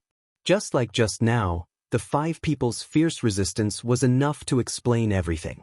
And just after Beta Persei killed 5 people, before he could catch his breath, nearly 10 more Japanese army soldiers rushed from a distance and surrounded him. All of them were prepared to die, in order to create an opportunity for their general Maori regularization to escape. People say that even Qin Hui has 3 good friends, and it's true. After all, the Japanese army had the advantage in strength, and even if the Longwei soldiers were brave, it was impossible to kill all the Japanese soldiers in a short time. Taking advantage of this opportunity, Maori regularization finally escaped, but of course, he paid a high price. More than half of the soldiers who had followed him through life and death for many years died in this battle. Beta Persei, who was angry enough to kill all the Japanese army soldiers in front of him, cursed loudly, calling them cowards. His curses spread far and wide. With 1,000 against 20,000, the Dragon Guards once again showed everyone how powerful they were. Even though they had lost 200 to 300 people in this battle, their reputation was still their reputation. The Dragon Guards could not be blasphemed or offended. The Japanese soldiers fled, died, and surrendered. When the overall situation was settled, the other comrades who stayed in Ping and Beijing rushed out and took over the task of cleaning up the battlefield. When Yang Chendong saw that the overall situation was settled, he began to record the number of casualties. After learning that more than 200 people died and more than 100 were injured, he couldn't help but sigh. Although most of the casualties joined Longwei later, it was undeniable that no one who could enter this big family was simple.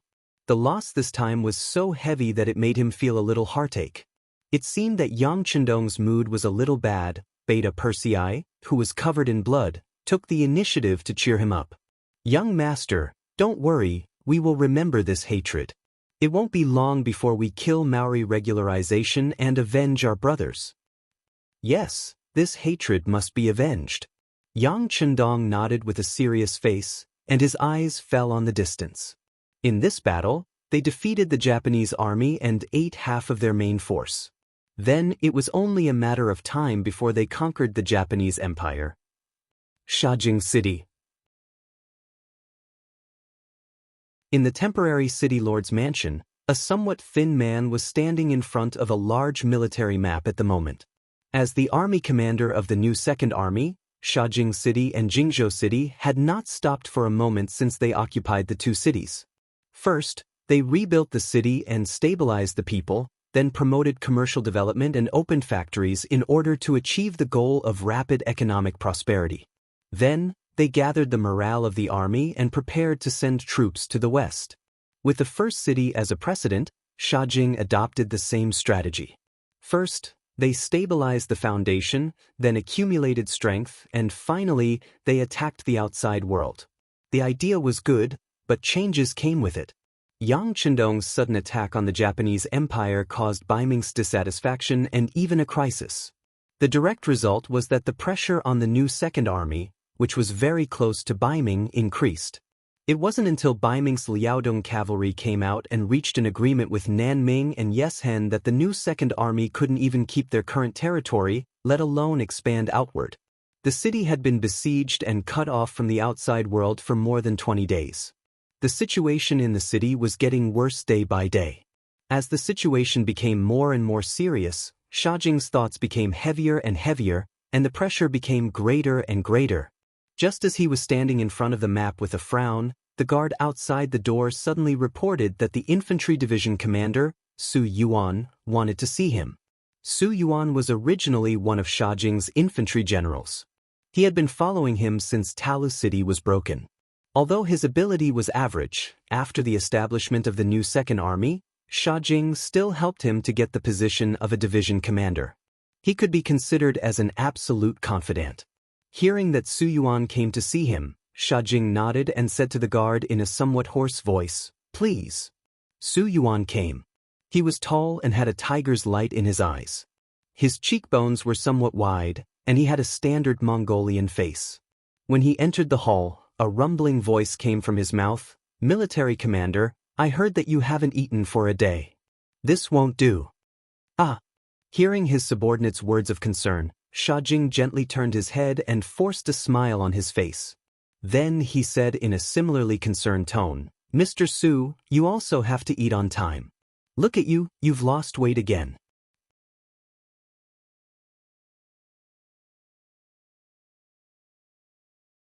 Chapter 11:21. Sigh, isn't this an old problem? When we were guarding Talu City, which one of our brothers didn't experience the feeling of being hungry? From then on, we couldn't seem to gain weight. Ha! Su Yuan said with a laugh. After saying that, he withdrew the smile on his face and looked as if he wanted to say something but stopped on second thought. Su Yuan's words brought back memories of the past. She seemed to have returned to the past when she didn't have enough to eat and didn't have enough to wear clothes. Her expression revealed an unnatural sense of guilt. After all, he was a general in the army. He was responsible for the fact that his brothers didn't have enough to eat. The room also became silent for a while because of this topic. It wasn't until 5 or 6 breaths later that she recovered her composure and asked, "Mr. Su, are you here for something? Did something happen to the Ming army outside the city?" "No, it's not that." Su Yuan answered very quickly, but he did stutter a little. For some reason, his neck was flushed red. This scene fell into Shibi's eyes, and it made him very curious. He knew his subordinate very well. Although his ability was average, he had a straightforward personality. He wouldn't frown even if a knife was on his neck. What could be so difficult for him? With curiosity, Shibi asked, "Mr. Su, did something happen?" Su Yuan, who didn't seem to know how to answer, simply admitted it directly. "What's the matter?" Seeing that Su Yuan had admitted to it, Shibi became even more curious. He wanted to know what had happened to make Su Yuan, who had always been straightforward, act so bashfully. In the face of Shibi's question, Su Yuan didn't immediately answer. Instead, he took a deep breath, then stared at Shibi and said, "General, now our new Second Army's Shajing City and Jingzhou City are surrounded by Baiming, but I don't know if Bugnam of Gojoseon has any brilliant plan to help us out." When he heard this, Shibi shook his head and said, "I haven't received any new instructions from the 6th young master. I'm afraid we have to continue to wait." Hearing this answer, Su Yuan seemed to become a little excited at this moment. He said loudly, General, the siege has been going on for more than 20 days. Not to mention whether Baiming's army will suddenly attack the city, the brothers in the city are already panicking. If this continues, I'm afraid. Without waiting for Su Yuan to finish his words, Shibi asked calmly, wait, what did you say happened to the brothers in the city? Su Yuan seemed to be in a difficult position. His eyes revealed a complicated expression, but then he seemed to have thought of something and said with a very firm tone, General, I won't hide it from you. Some of the brothers in the city can't take it anymore and have already started to think of other methods. Other methods? What methods? Don't tell me they are surrendering to Baiming? To be chosen by Yang Chendong, Shibi was very smart. He immediately thought of something. Su Yuan, who was still thinking of an excuse to talk about this matter, let out a long sigh of relief. There were some things that one was afraid of not saying out loud, so one had to be coy for a while. But once it was said out loud, nothing else mattered. At that moment, he straightened his face and said, yes, military commander is right, but it's not a surrender. Using Wu Nenwang's words, it's a battlefield uprising. Battlefield uprising? Are you the leader? Seeing how confident Su Yuan was when he said this, Shibi understood that his trusted subordinate was in Cao Cao's camp, but his heart was in Cao Cao's camp. No, General is the leader. To Shibi's surprise, Su Yuan answered like this. For a moment, Shibi was stunned. Then he shook his head seriously and said, I've never said anything about a battlefield uprising, and I've never lowered my head to Baiming. But I don't know where Mr. Su heard this fake news from. General, this is not fake news. Your subordinate is the one who made the decision for you. Of course, this is not my idea. It's the idea of some of my old brothers. It seemed like he had prepared his speech beforehand. When he said this, Su Yuan was very straightforward. As soon as he finished speaking, the hall once again became silent. Hearing the words, old brothers, Shi's expression became inexplicably shocked. But at the same time, he thought of many things. He thought of the materials sent by the military inspectorate 2 days ago. It said that after the Baiming army besieged the city, Shajing City, which had just been restored to order, once again became chaotic. After the investigation by the inspectorate, the final target was the general's old brothers. They were the Mongolian veterans who had guarded Talu City together. It was because the matter involved these old veterans that the inspectorate did not make the decision to arrest them. Instead, they reported it to the general and asked him to make a decision. For the sake of their friendship as old brothers, for the first time, Bear Heart used public resources for personal gain to suppress the matter. Originally, he wanted to wait until the situation was less tense before he talked to his old brothers. But he didn't expect that they would take the initiative to look for him first. Naturally, the shock in his heart wasn't small, but he still couldn't understand why when they were defending Talu City, they didn't even have food to eat, but they still held on. Now that they hadn't reached that point, why were they thinking of surrendering? Confused, he looked at Su Yuan and asked, why? General, our brothers are really afraid of living a hard life again. In the past few years, everyone's life has become better. They have found wives, and some have even married several. Now, we are not alone like before. Everyone has too many scruples. When he answered this question, Su Yuan's eyes were a bit red. It seemed that he was not very willing. Shibi did not look at Su Yuan. Instead, he kept muttering, life is better, so we can't suffer anymore, right? Haha, it is really easy to go from frugality to extravagance, but difficult to go from extravagance to frugality. People were often like this. When they had nothing, they would go all out. Even if there was only a 1% chance, they would still dare to fight. On the other hand, when they had everything, they would not dare to take risks. Even if there was a 70% to 80% chance of success, they would still think twice. This was the case. His old brothers, who did not know what death was, were afraid of death. This was something that Shibi did not expect. Shibi lowered his head and pondered. His eyes were a bit red. He was really sad and disappointed. He did not expect that when he was in danger, the first to act was not someone else, but his most trusted old brothers. It was really difficult to judge a person's heart from his face. However, after a moment of silence, Shibi raised his head. When he looked at Su Yuan again, his expression was a lot more serious. Old brothers, is this what you all mean? Have you thought about whether Baiming will accept your surrender? What's the benefit of doing so? General, the Baiming army said that as long as we surrender, everything will be fine. It is not impossible for our brothers to be promoted. Su Yuan quickly gave an answer to this question. It was precisely this answer that caused a glint of surprise to flash across Shi Baoer's face. He finally understood that Su Yuan had not come here casually. Instead, he already had a plan. Rather than saying that he wanted to discuss with him, it was more accurate to say that he had come to inform him. Then there was another problem. How did they know the Baiming army's attitude towards him? With this confusion, Shibi asked, Mr. Su, how did you know about this?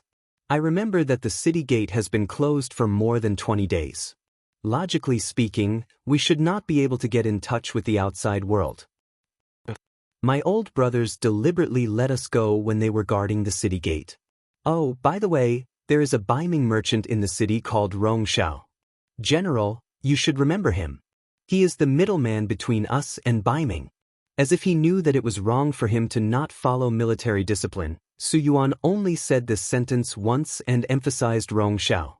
Rongshao. Hearing this name, Shibi nodded. I know this person.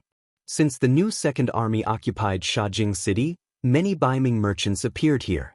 Among them, Rongshao was the most famous one. It was because his business was very big and he was very rich. It was said that he had a lot of connections in the Baiming army. Now it seemed that he was clearly a spy sent by them. Hearing that Shibi knew who Rongshao was, Su Yuan immediately said, yes, that's him. He was the first one who privately told his subordinates about the Baiming army's attitude towards us. What's your attitude? The sixth young master treated you well. Now that you are a division chief, are you still not satisfied? Shibi said this with a somewhat angry and even a little harsh tone when it came to the issue of attitude. When talking about this matter, Su Yuan obviously became more confident. Yes, I'm a division commander now, but this division commander position was only obtained through a request from a military commander. The new Second Army has 4 divisions in total. 3 of them are cavalry divisions. We are the only infantry division. Does this count as attaching importance to us? Haha. Hearing this answer, Shibi suddenly laughed a few times. At the same time, she asked, Su Yuan, oh Su Yuan, it seems that you are still blaming the 6th young master for not being a cavalry division chief. Of course I blame him. We are a strong army galloping on the grasslands. Here, only cavalry can display its advantage. What's the matter with an infantry division? Does this count as attaching importance to us? When talking about this matter, Su Yuan's face was full of anger. Su Yuan was venting the anger in his heart. How could Shibi not feel heartache? When the new Second Army was first established, he took the initiative to ask Yang Chendong to send a few fierce generals to him. Otherwise, he was really worried about the army's fighting strength. Because of this, Yang Chendong immediately agreed.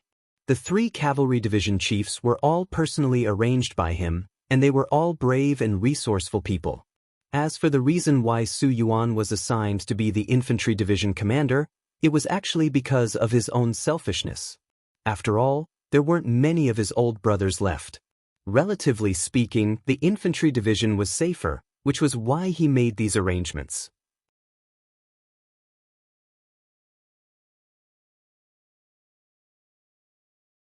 Chapter 1122. He had never thought that his kindness would lead to such an outcome. At this moment, Shirbai did not know what to say. He even had an impulse to tell the truth. However, he knew that it was useless to say anything now that things had come to this.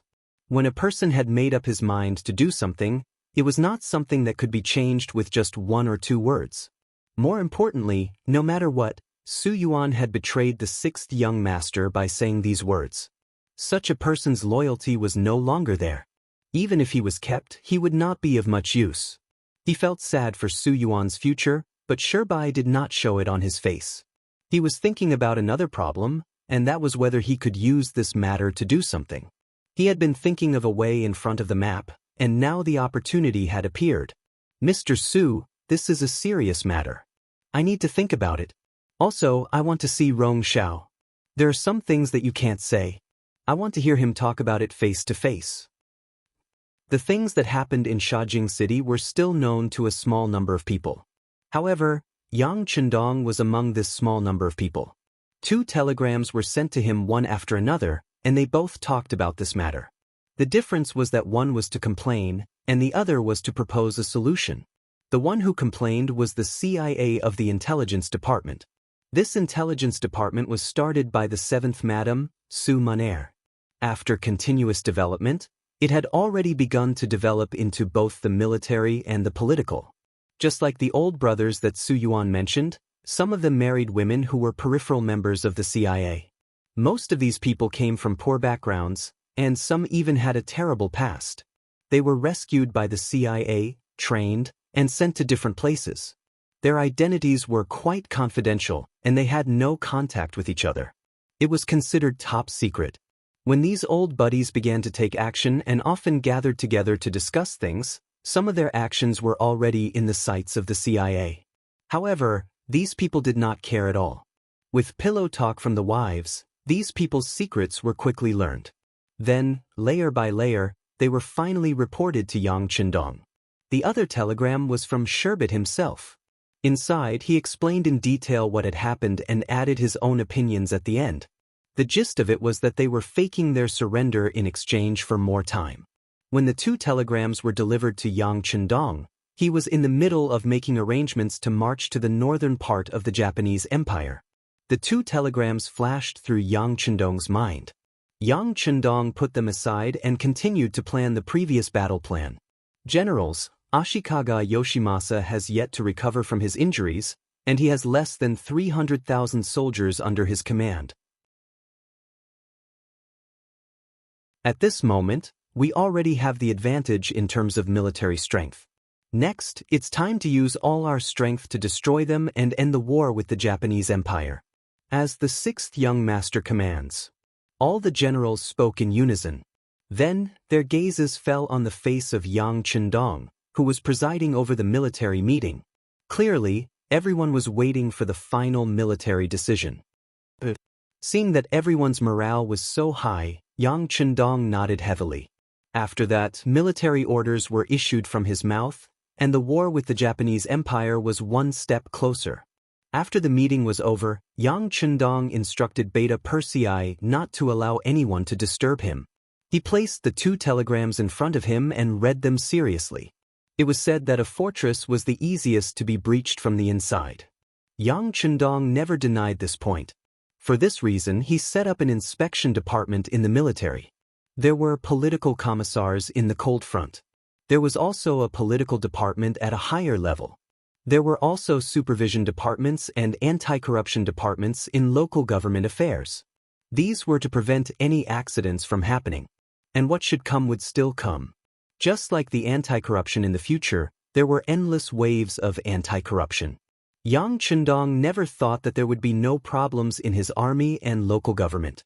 That was something that even a saint could not do. After all, everyone had their own selfish motives.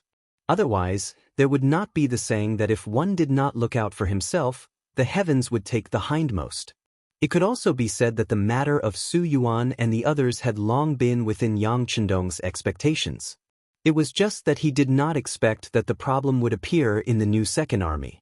Fortunately, Shibi did not let him down and did not betray him. This made Yang Chendong very gratified. He was sure that Shibi was not clear about the situation in the CIA. This made his approach even more commendable. Especially at the end of the telegram, Shibi pleaded for mercy for Su Yuan and the other old brothers.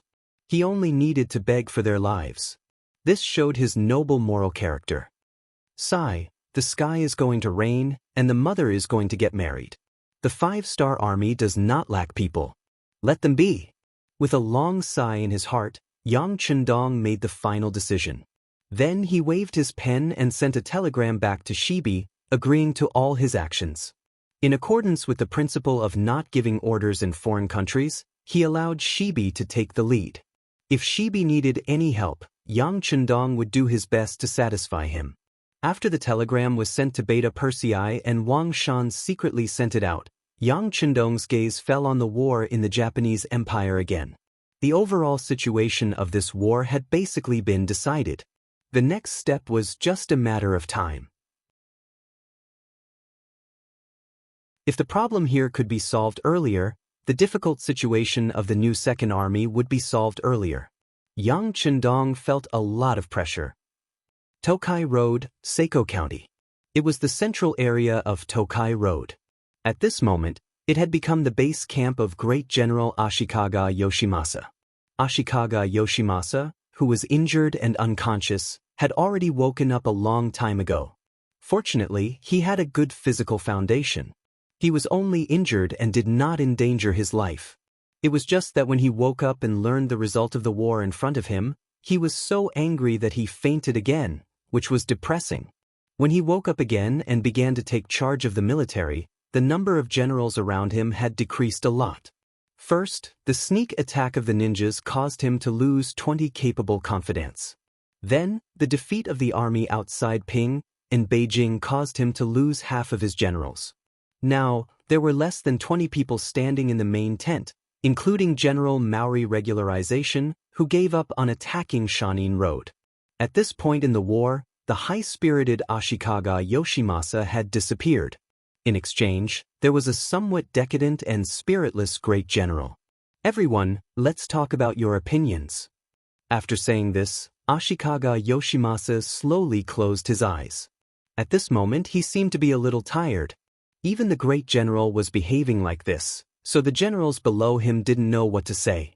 In the face of such a situation, it seemed that no matter what they said, it would be wrong. Among the generals, only Maori Regularization's eyes had a trace of light, as if he was thinking about something. When the tent fell into silence, he suddenly took a step forward. Great General, this subordinate has a plan that may be able to solve the current situation.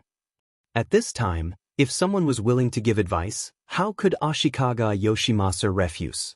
Especially when this person was his confidant, Maori Regularization.